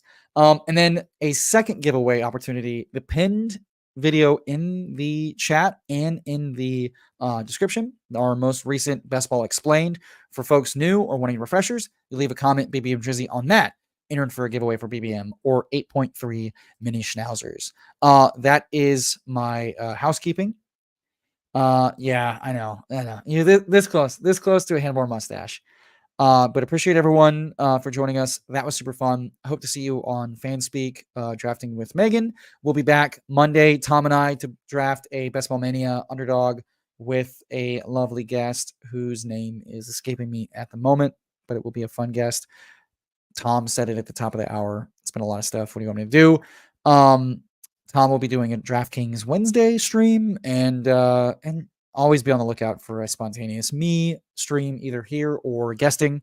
Thank you so much for joining us. We love and appreciate you, every single one of you. And with that, have a great weekend and enjoy your happy hour.